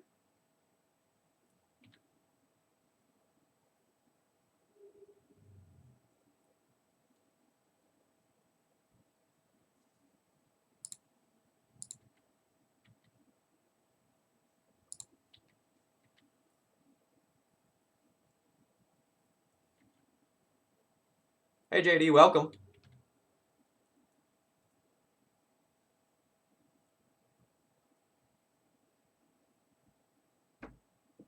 My opponent, like, Brazen Borrower or something? Fencer? Vanillion Click? What do we got going on?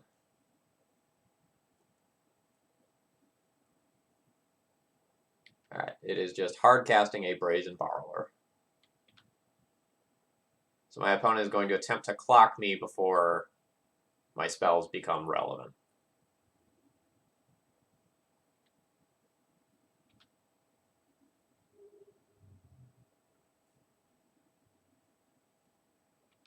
Looks like it's going to work. I will need to hit City of Traders next turn to play Garruk, fight the Brazen Borrower.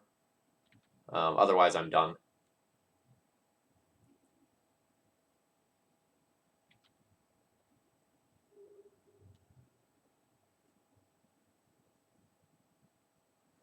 Alright, that doesn't do it.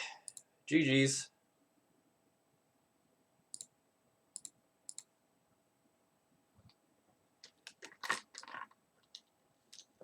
We had some awkward hands there, game 3. I don't regret my mulligan decisions at all. I don't regret the lines that I took. It just did not work out. And, like, so be it.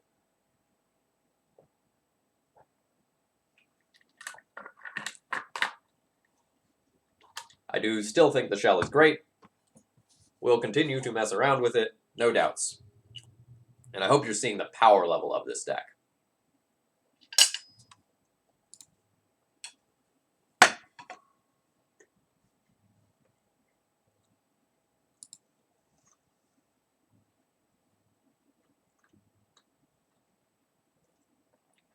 Questing Beast is fine.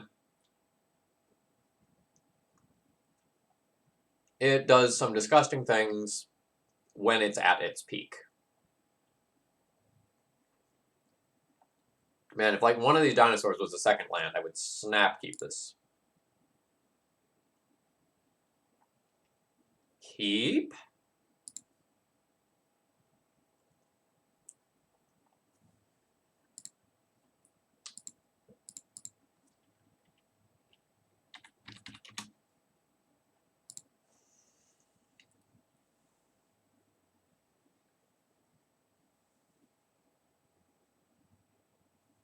I kind of want to keep my fast mana and just, like, jam an early Karn against whatever my opponent is playing.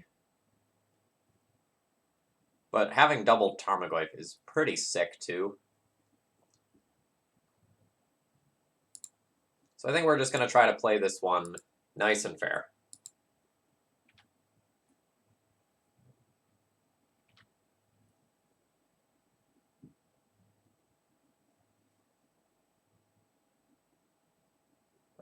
Let's try to lead and look a little more ambiguous. Not let the cat out of the bag that this is Dinosaur Stompy.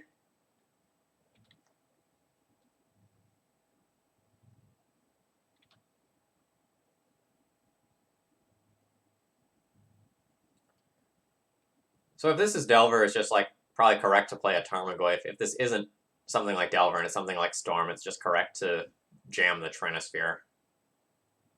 My opponent doesn't have any legacy results up, so I don't actually know what they're playing.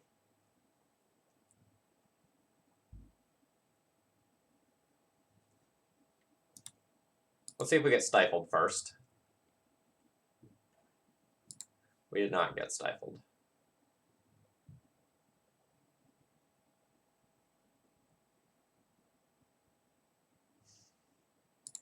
If we're playing against Amp, we just win the game for doing this. So I'm going to take this line.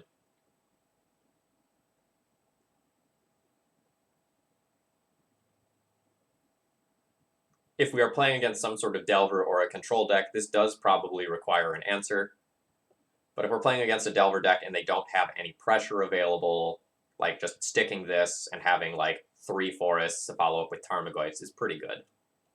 I don't really like playing a Tarmogoyf here, because if this is like some sort of Grixis or 4-color Delver deck, the Tarmogoyf is still lightning boltable.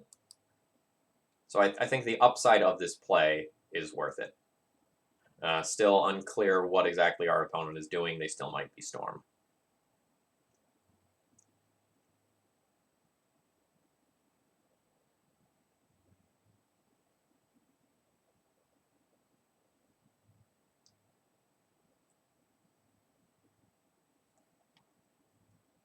If this is Delver and this Karn gets dazed, my Tarmogoyfs grow to a large, large, large size. And if this is Ant, this is probably the end of the game.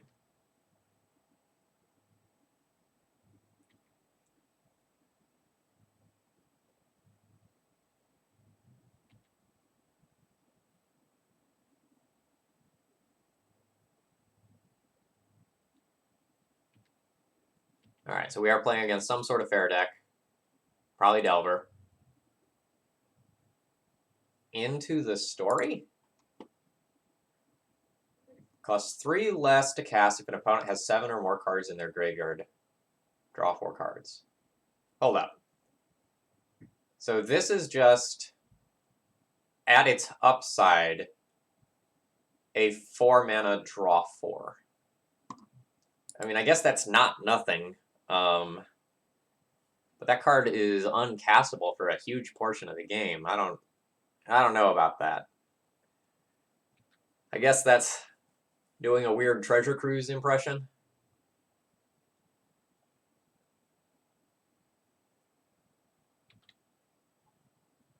Alright, well that idiot's obnoxious, we all know that.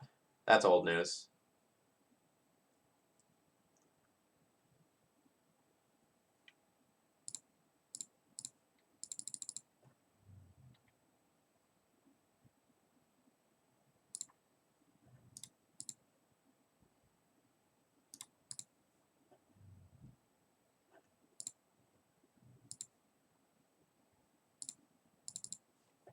So we just want to put multiple bodies on the field this turn to limit their options with Oko.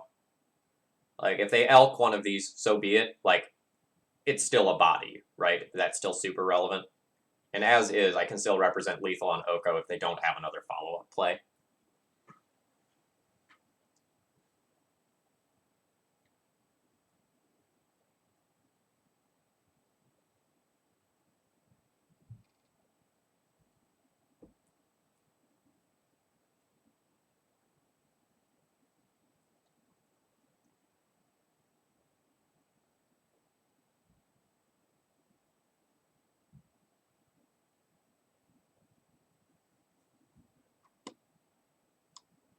Feel like that was a misplay. Not gonna lie to you.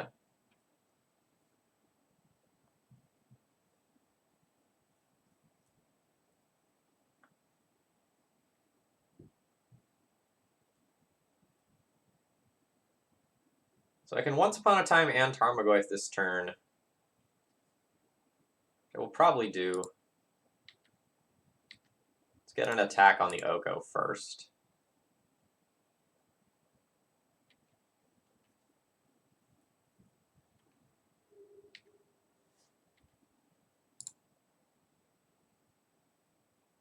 I'm going to do this and leave myself with the maximum amount of green. A Shifting Ceratops. A fine draw.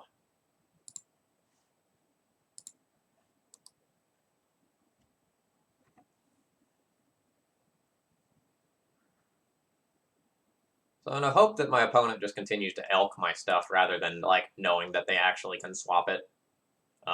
I've made my play this turn, assuming that they don't swap my Tarmogoyf for their food. It's very awkward if they do. But they didn't make the play last turn, so...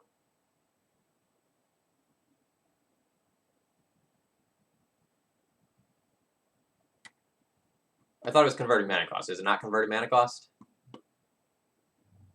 Oh, it's power. Okay.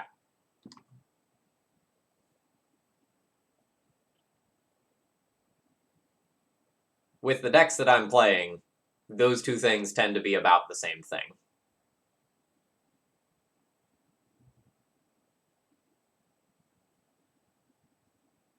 Alright, Mystic Sanctuary puts a Fatal Push on top of the library.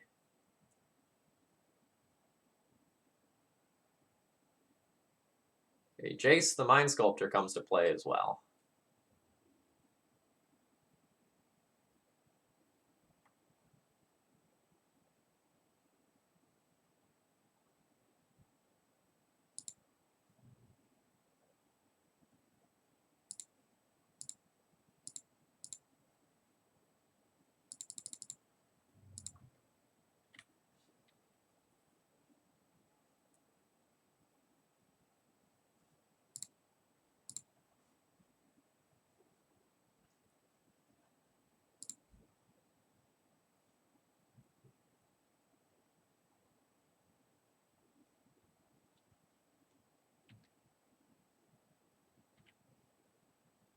Alright, so let's think about these attacks. If I go Ceratops at Oko and Tracker at Jace, they could trade my Tracker for their food token and I can kill Oko. I'm going to be attacking both Planeswalkers this turn one way or another. I just, like, get to pick which one I want to kill. I think since I have this Tarmogoyf, I'm actually more annoyed by the Oko.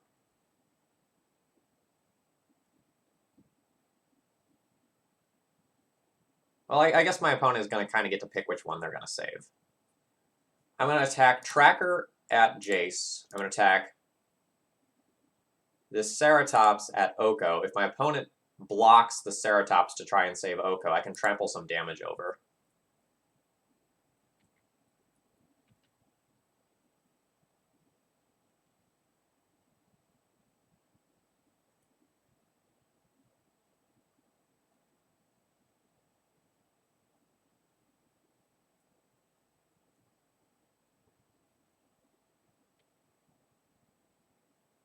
Alright, so they're keeping their Jace alive. The Ceratops is pro-blue, though, so, like, this all is fine with me. So they have a Jace, which obviously is very good. They're going to need something like a fetch land so that they can remove a permanent from the battlefield in order to get rid of my shifting Ceratops. But I have 2 cards queued up plus a Tarmogoyf in hand. I feel pretty okay that I can beat this Jace, even if they remove my Ceratops.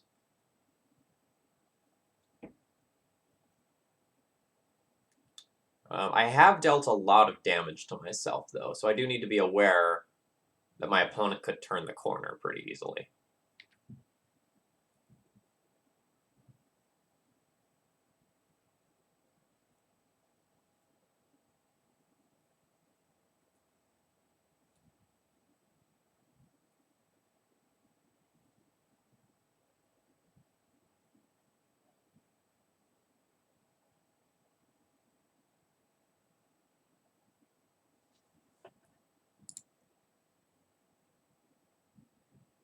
T Prado 11, thank you very much for following. I hope you're enjoying the content here.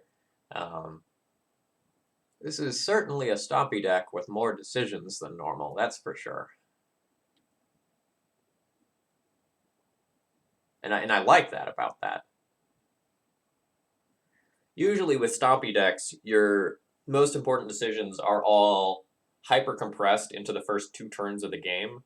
But that's not the case with this one. I have a lot of play as the game goes on as well.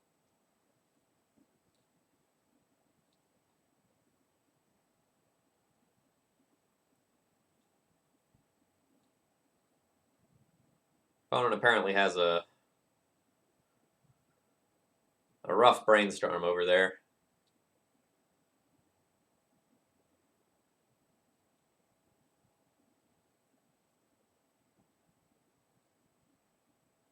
Let's see what they're doing. Alright, they have another Planeswalker. That's not the end of the world, because that means I'm going to get to kill one of them again. Questing Beast would be so fucking sick! Ah! Nice!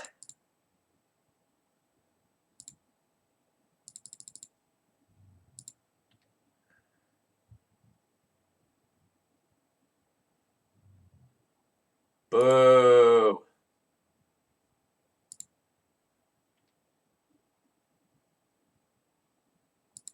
I mean, whatever, I'll get to kill the Jace.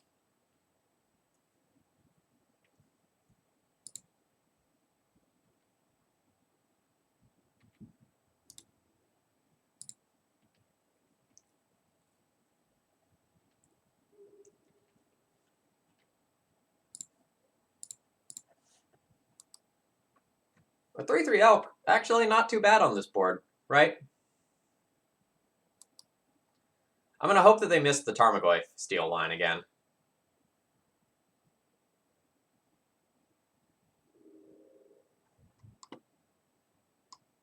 Or no, that doesn't work. Ignore me.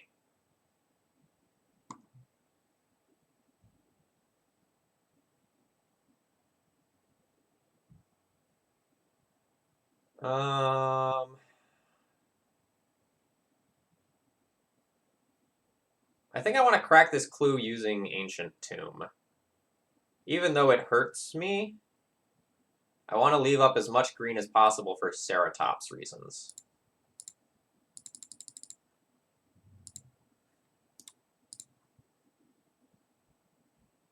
Or that.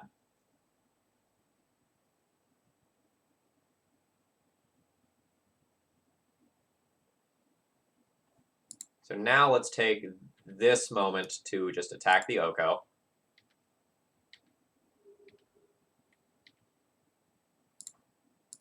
I'll play Tracker. Play a land. I think I'm fine with immediately cracking that to get... actually, is that true? No, because waiting lets me play around discard.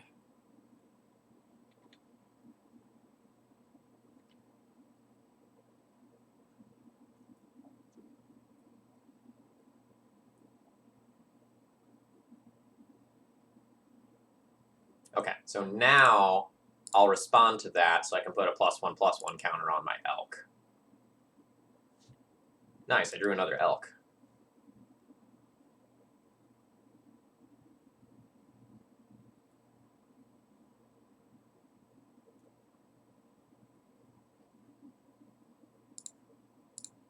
We'll just take a draw here, see if we draw Ceratops or Questing Beast. We don't, so we'll do everything else post-combat.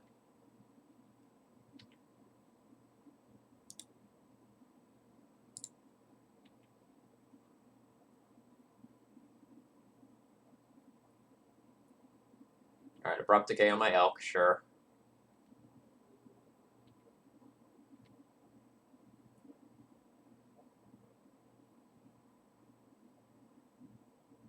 Opponent is Hellbent. So that means I can resolve all my stuff here.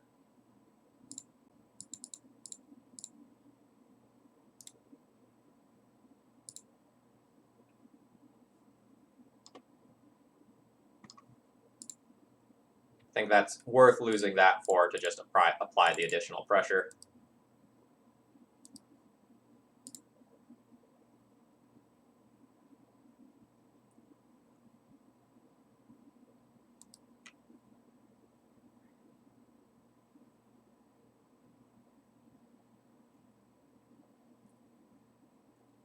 So my opponent needs to have drawn something pretty bonkers here. Thought Scour targeting me for some information. Sure. You've made a food token. Okay. I accept this. And you played out a land to let me know you don't have anything else. Don't know about that last play there. So this kills the Oko. That attacks them. That attacks them.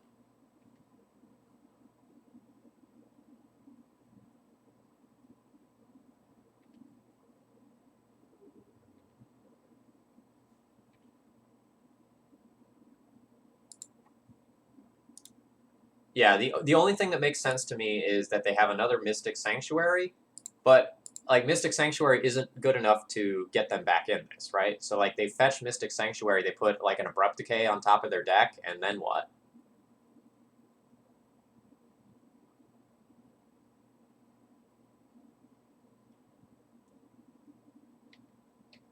All right, they're targeting a Ponder. Well, what do you have that's going to get you out of this? Even something like Pernicious Deed is going to leave me with like Garruk.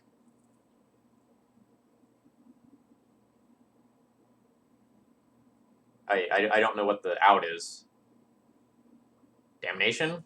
Again, still leaves me with a Planeswalker and puts me very, very, very far ahead.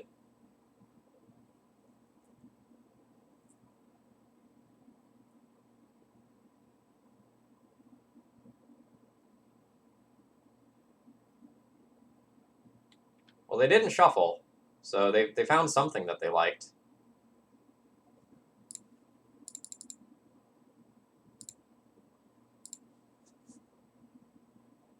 I guess like a Snapcaster Mage is pretty okay.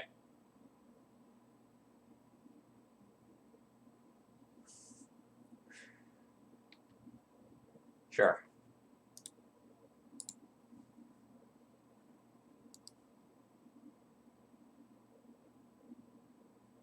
All right, so we ground our way through that one. Choke is going to be stupid good against this deck. That's for sure. So Choke, get in here. Vivian Reed, get in here. Managorger Hydra, you're actually probably pretty sick, too. So what do I not want against this deck?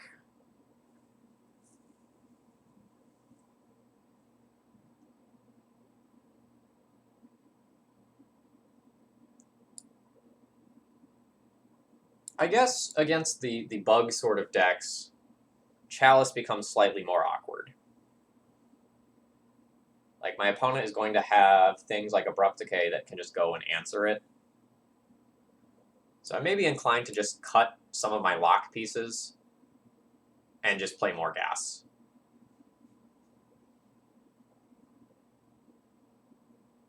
So the thing about the Trinispheres is that in addition to just slowing my opponents down, they also make it more likely that my non-Ceratops cards are going to resolve.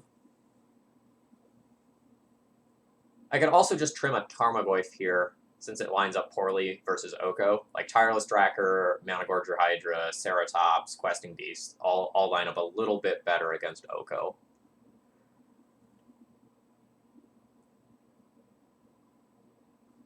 I don't think I mind trimming a Tarmogoyf. The thing is, the Tarmogoyfs are going to be frickin' huge since my opponent is playing like Thought Scour and crap like that. So maybe I should keep them. I think from here I like trimming either a Once Upon a Time or one of my pieces of mana.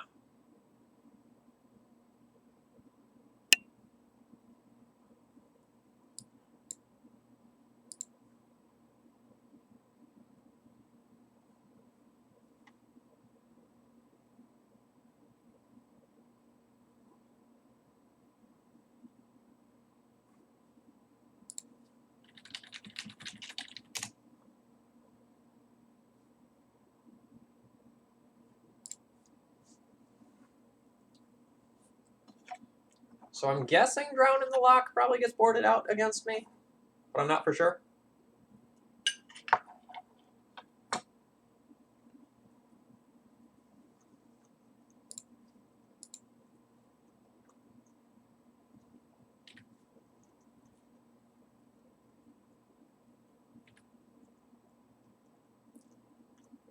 Ooh, baby.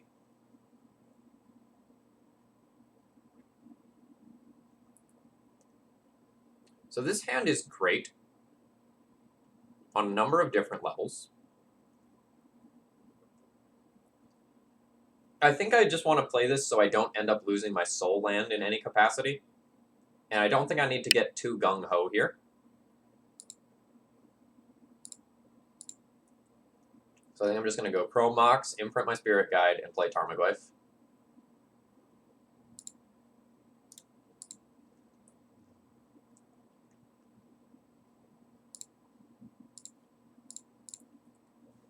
The Tarmogoyf currently is small, but I don't mind that.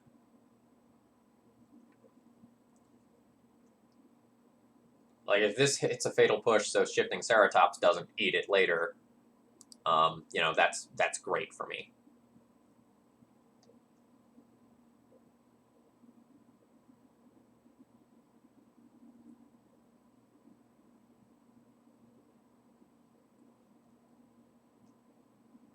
I would like to play Choke when my opponent has tapped lands. So accordingly, I'm just going to play a creature with protection from Oko this turn.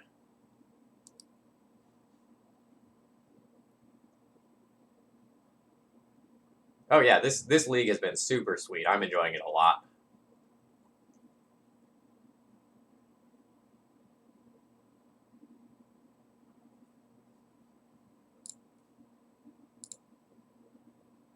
So we were able to play around Abrupt Decay, but not around Assassin's Trophy. And you know, that is what it is.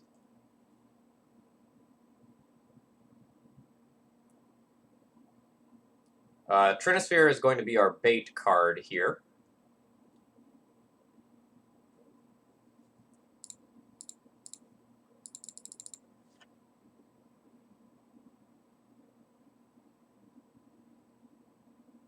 So the goal is kind of for our opponent to respond to this in one way or another, and then for them to like tap low and we get to choke them.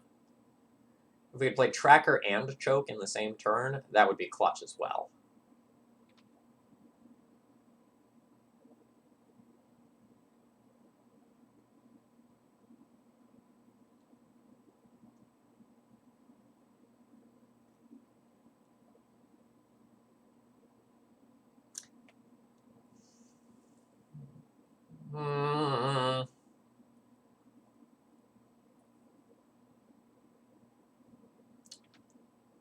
I think I'm just going to pass this turn and play Once Upon a Time on my opponent's turn, trying to find a Ceratops.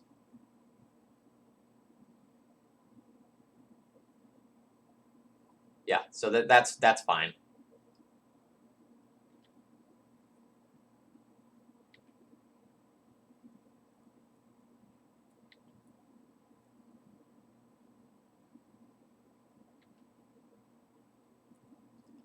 And just before anyone says it, yes, I know I could have cast the Once Upon a Time uncounterably while the Trinisphere was still in play, but I want my opponent to tap mana so that I can potentially get them with the choke. So, like, if they, say, like, did something like a Drown in the Lock to counter this, like, that's awesome for me. Alright, Shifting Ceratops. Great get.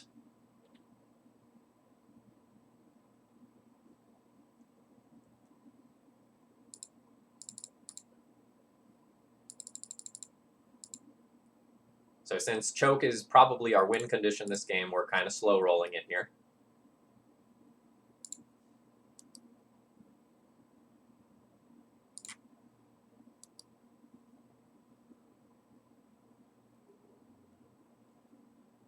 So this has protection from Jace, it has protection from Oko.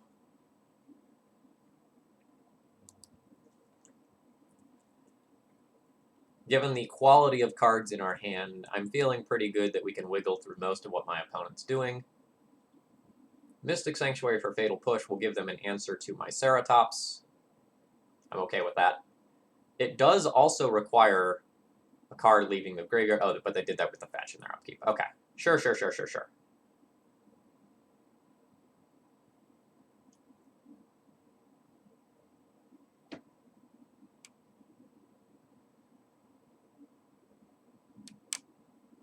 If I'm willing to imprint a card, I can do something like Tracker and Choke in this turn cycle.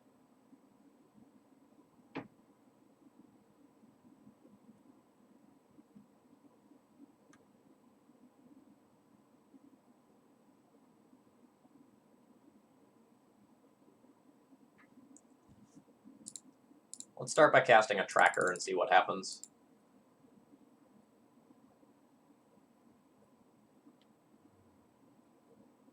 Alright, Force pitching Spell Pierce.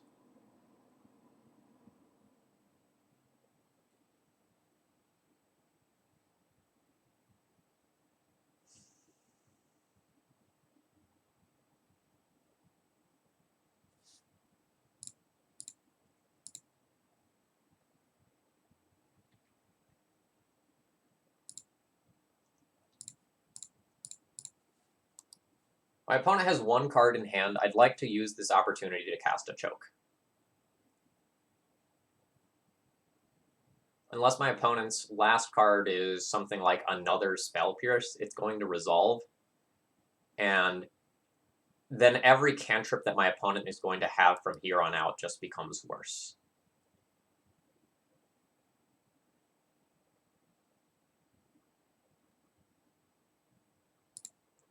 And things like Hardcast Force of Will also become quite weak. Because if you Hardcast Force of Will to go and answer something like this, you've tapped yourself out and you've probably taken yourself off of the ability to go and win the game.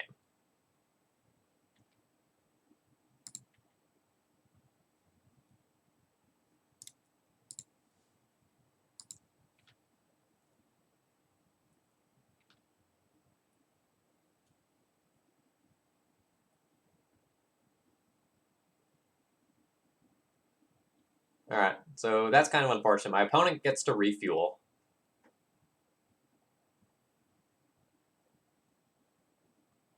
This is the sort of situation that can make that card look good.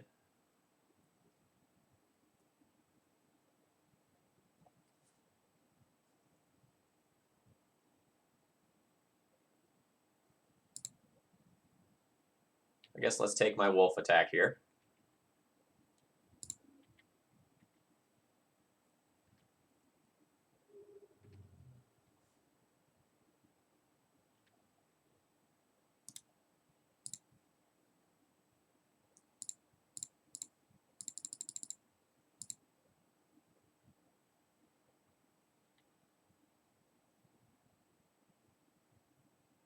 Green, so it's not drowned in the lock.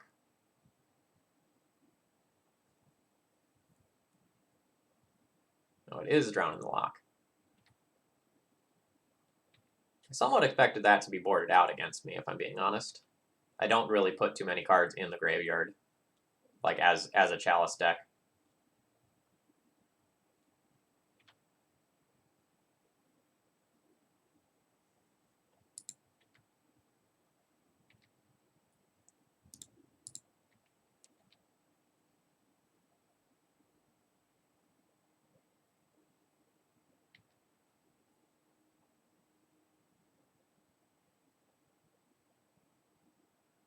Wow, opponent valuing drawing more cards over using Assassin's Trophy to get rid of my Garruk.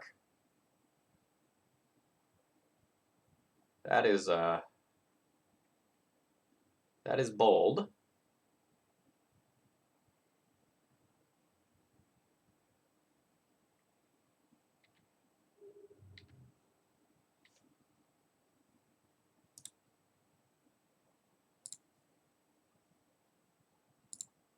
Hope you drew a force in there.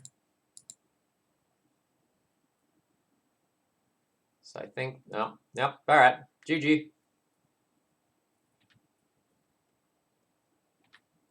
Like you can get land in Abrupt Decay, but I think that like just even if choke is just Time Walk, that's so insanely powerful here.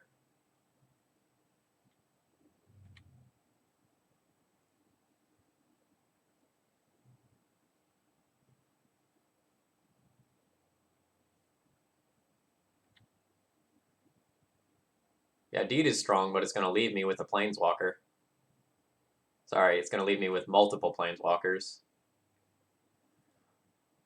Oh, yeah, like this is just disgusting.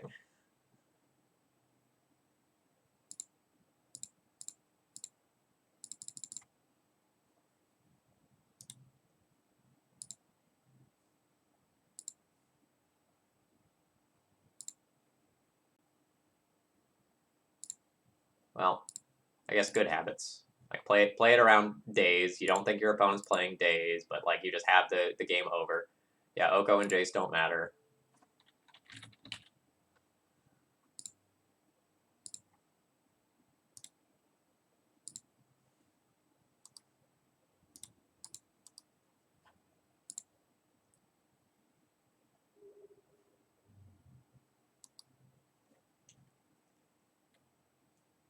This is why I put a pile of chokes in the sideboard of this deck. Like you just get to mise so many free wins off of choke.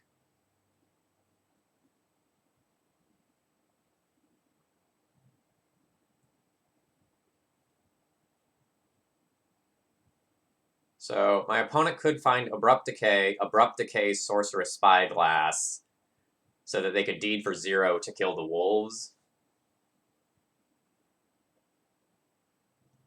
Just another thing while we're talking about it. In response to me casting the Sorcerer Spyglass, my opponent also could have deeded for 0 to blow up the wolf tokens. Just another thing to talk about. All right, I'm going to take 30 seconds and run to the restroom. I'll be right back, and then we'll go into round 5 with Dino Stompy.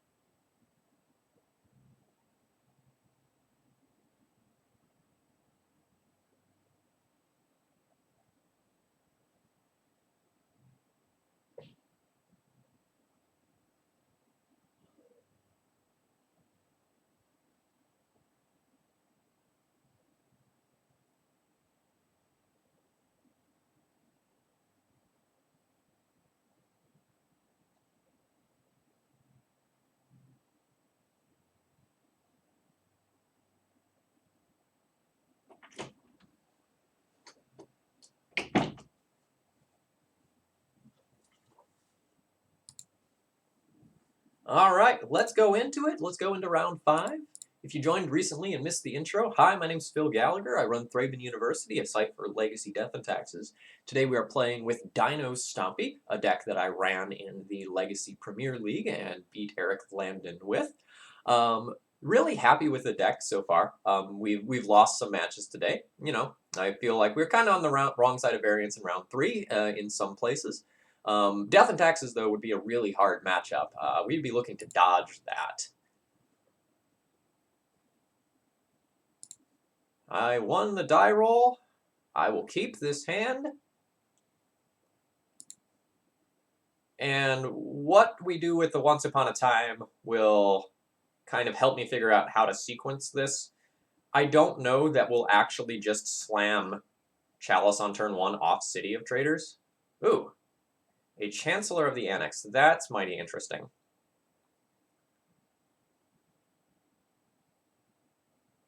Okay, think.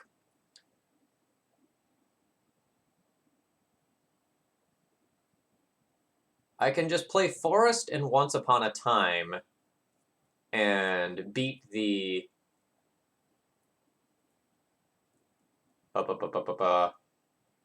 beat the Chancellor in that way. Or I can just play Once Upon a Time, not pay for it, and then Chalice on 1 against my opponent, which I think is what I'm going to do. It doesn't particularly set me up well for success in this game, but I think it's what I'm going to need to do, and I'm going to kind of want to hope that my opponent doesn't have a creature in hand that they can just hard discard.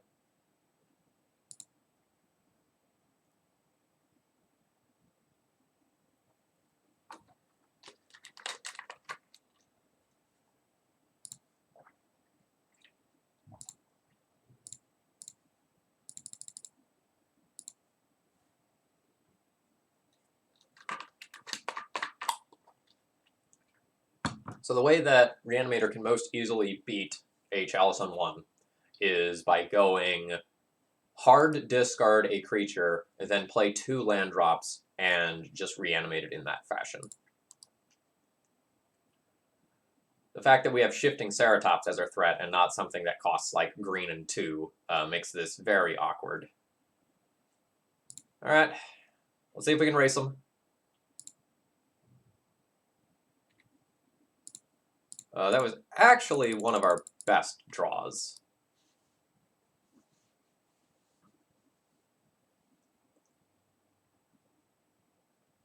So now they are going to need 2 lands and a 2-mana reanimation spell, and they'll need it quick.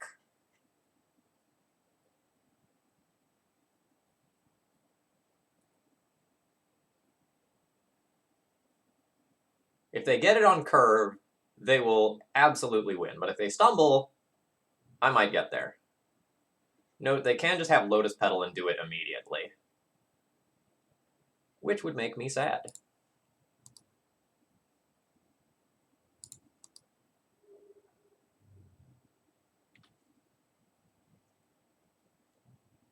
Generally speaking, though, I do think the Reanimator matchup is going to be very, very good for us, since we have, like, Leylines, Trinispheres, and Chalices.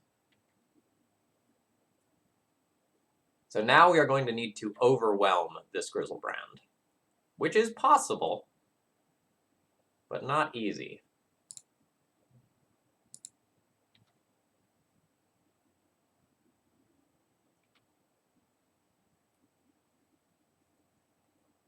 City of Traders next turn would be a clutch draw.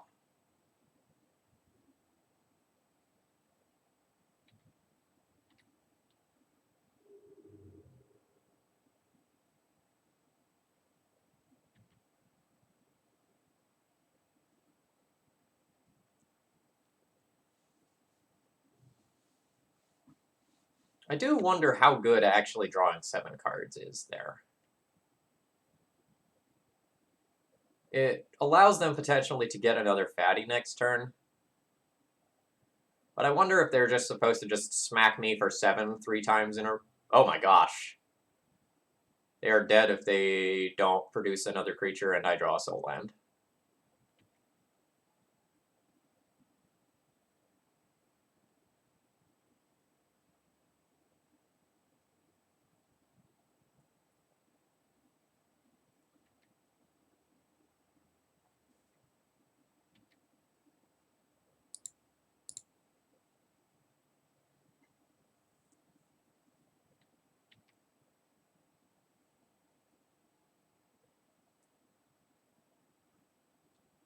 Alright, so that's not bad. We'll be fetching the Thin here. Not sure how I'm gonna win.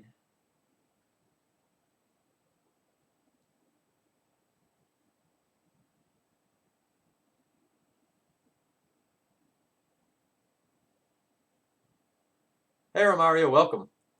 This is definitely your sort of deck. Alright, well, Once Upon a Time is not going to get us out of this situation. Like, we can play a second Dinosaur, chump block the Eleshnorn, take 9, and then be dead to this the next turn, not being able to produce a lethal threat, since this has Vigilance. But, like, we have a pile of ley lines to come in here. And we can also play Vivian Reed, I guess. It can just destroy a Grizzlebrand. That seems fine. Then we can ask ourselves, do we want to board in any of these cards rather than have the ability to go and wish for them? So, like, I would not fault anyone for wanting to board in some of this stuff. And I very well might just do it.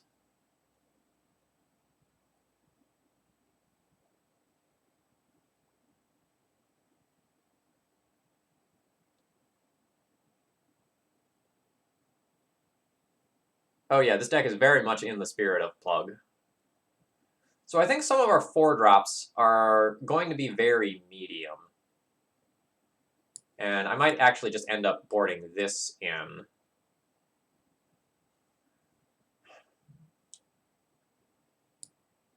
I think this is too slow.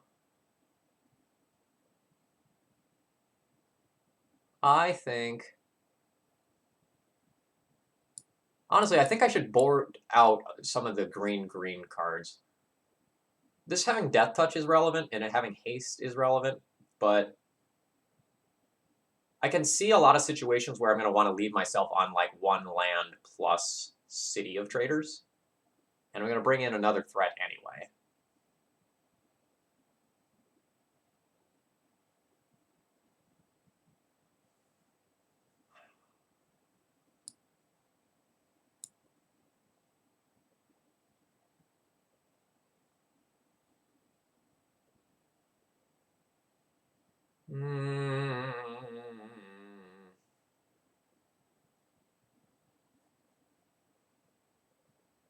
Maybe trying to board this Vivian Reed as an answer to a Resolved Grizzlebrand is too ambitious.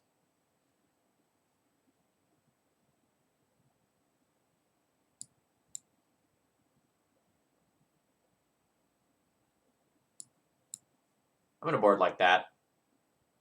I'm on the fence about bringing these cards in as well.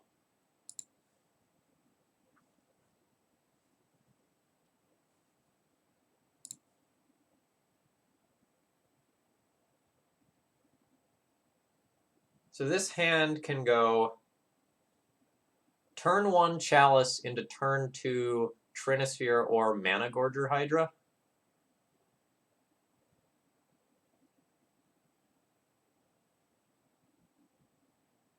That's fine. I really wish I could play my lands in the opposite order, though, with this hand.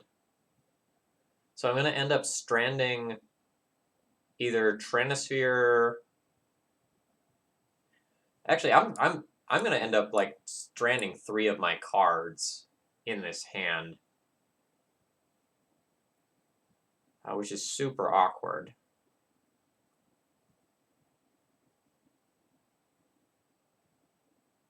I think any Leyline hand actually is probably better than this hand because I'm going to trip over myself so hard. But I maybe can't throw this away since it has, like, double relevant hate card.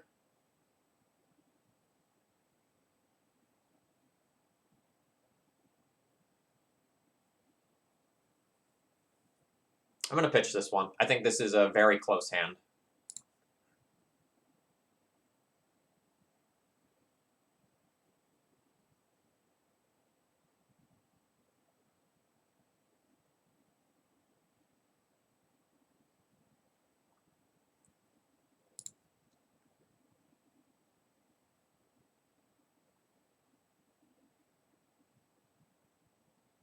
second Ancient Tomb is not super relevant here. I'm going to pitch that.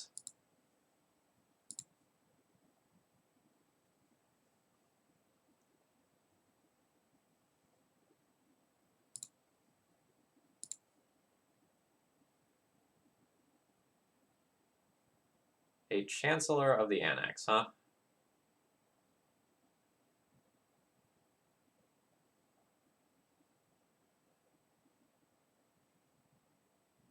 So if I play Wooded Foothills, Crack It, Get Forest, Chrome Mox, Imprint, Tarmogoyf, I can pay for that and then have turn 2 Shifting Ceratops as a threat to black backup Leyline. I think I am fine with that.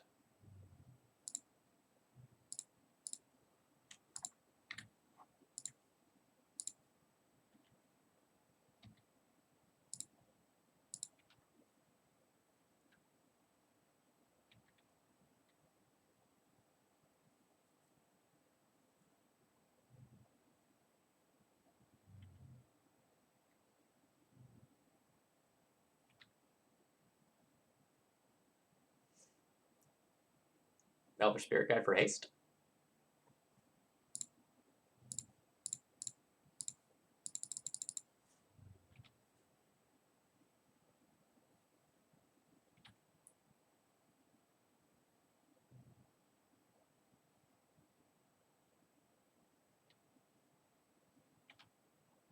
Alright, Serenity is a little bit of a kick in the teeth since it's getting my Chrome Mox as well.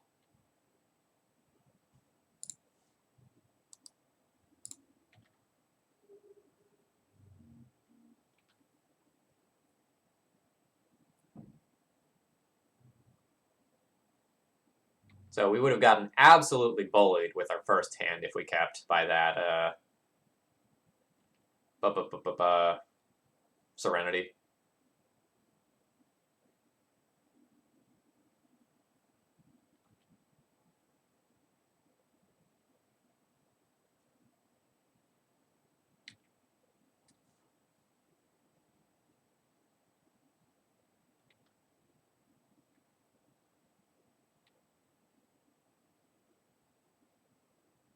Alright, so this is a 5/6. We can block it if we need to later. I think I'm just going to cast Once Upon a Time using both of my green sources this turn so I don't take damage.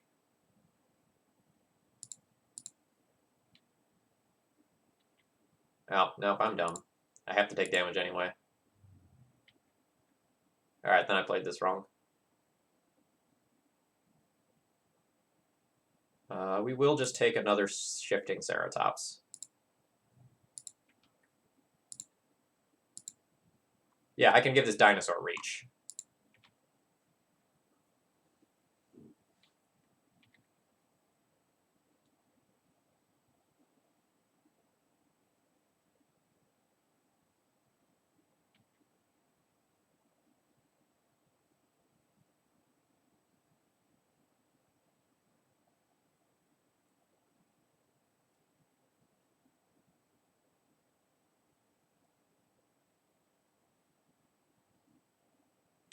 So I don't really think my opponent can attack it this time, because I know I have this dinosaur that's coming down. They also didn't have another creature to dump in the graveyard. Alright. Cabal Therapy is great from their side.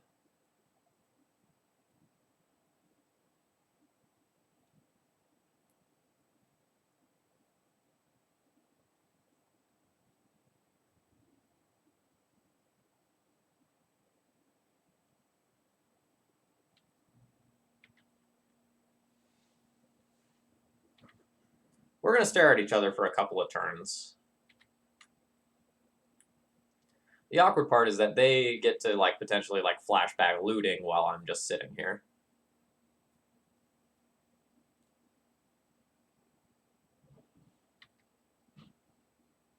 Alright, that is going to be GG.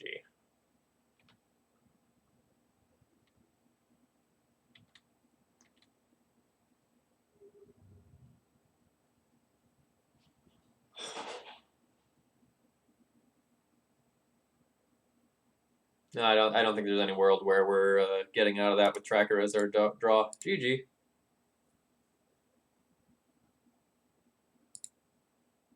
So we did not end up with a positive record for this league, but the deck list itself does feel great. I do still think there's room for improvement, especially in the sideboard. I'm not necessarily sure that like the sideboard is optimally configured yet. Um, and I've drafted up a lot of different versions of this deck. So for example, I drafted up a version that does not play the Karn package and then plays a couple things that will gain you life instead to give you a little bit more wiggle room versus things like Delver. I've thought about doing some things with like the fight mechanic to go and make it so you actually have some creature removal instead of just like trying to beat through what your opponent is doing. I think there's a lot that can be done with this shell. And I'm very excited to be playing with it. And it's not until I saw like this deck list and one other deck list from recently that I was just like super gung-ho about Legacy again. It's really easy to get discouraged right now with like all the like Ren and 6 and Oko that's running around that's just invalidating so many other strategies. So, Romario, I'm not worried about colorless mana. I'm more concerned about getting green in the first place. So, like, because we have these green threats that are very good, and like sometimes we want a third green for shifting Ceratops. Like I've even considered playing something like even like Sakura Tribe Elder or like some Mana Rock or something so that I have more ways to go and get extra green mana. Because that's oftentimes a choke point versus this deck. And many of the games I lose, it is because I get stuck on mana. You know, our threat density is great. We have very good mana sinks in the late game due to Tireless Tracker and shifting Ceratops.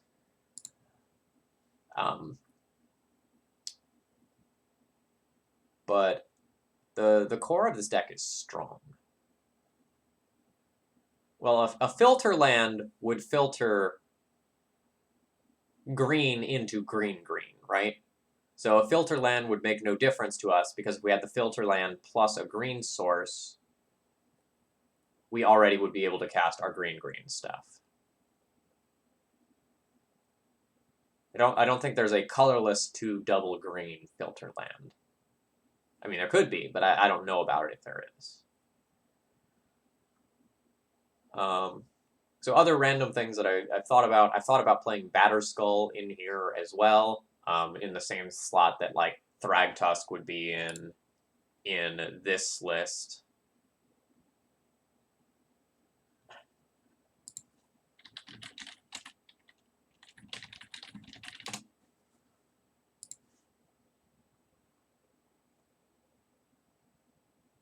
Yeah, the ones from Shadowmoor, like Graven Cairns, they filter like red-black into 2 of those colors.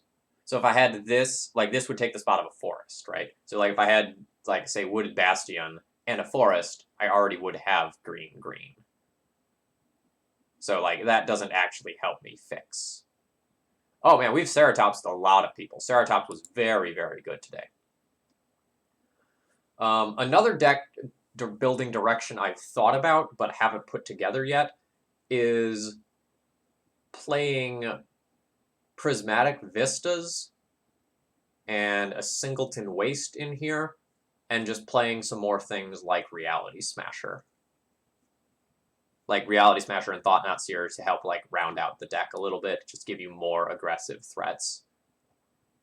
Not 100% sure on that idea yet, but it's something that has occurred to me. I think this shell is real. Yeah, I've thought about playing a Signet or 2. Another thing I was looking at is the Great Henge, but I think that's probably going a little bit too deep in that it will give me more than the initial green that I need, but it requires green and a creature in the first place.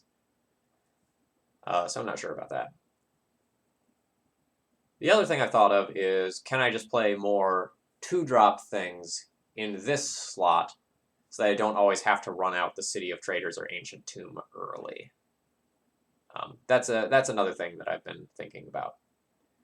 Like, if you have thoughts on this deck list, like, please ship them to me, like, on Twitter or something like that, because I'm super excited to try and make this shell work, and I'll probably stream with this some more in the future. All right, folks, I hope you all have enjoyed today. If you have, and you're not already following, please consider going and following my channel. And if you're really enjoying what I'm doing, please subscribe to my content or do something else to support me. I would love to see some donation deck lists in the future. It's been a little while since I've had one of those, and I think we're one donation away from me scheduling another guest stream. So I believe it is next weekend. I don't have the date in front of me. Yeah, November 23rd. Is that next weekend? Yeah, so next Saturday, I'll be streaming with PVDH as sort of a reward stream for our last set of donations. And now I'm going to go ahead and turn you over to my friend Arkin, who will also be playing some Legacy. Cheers, folks, and have a great rest of the day.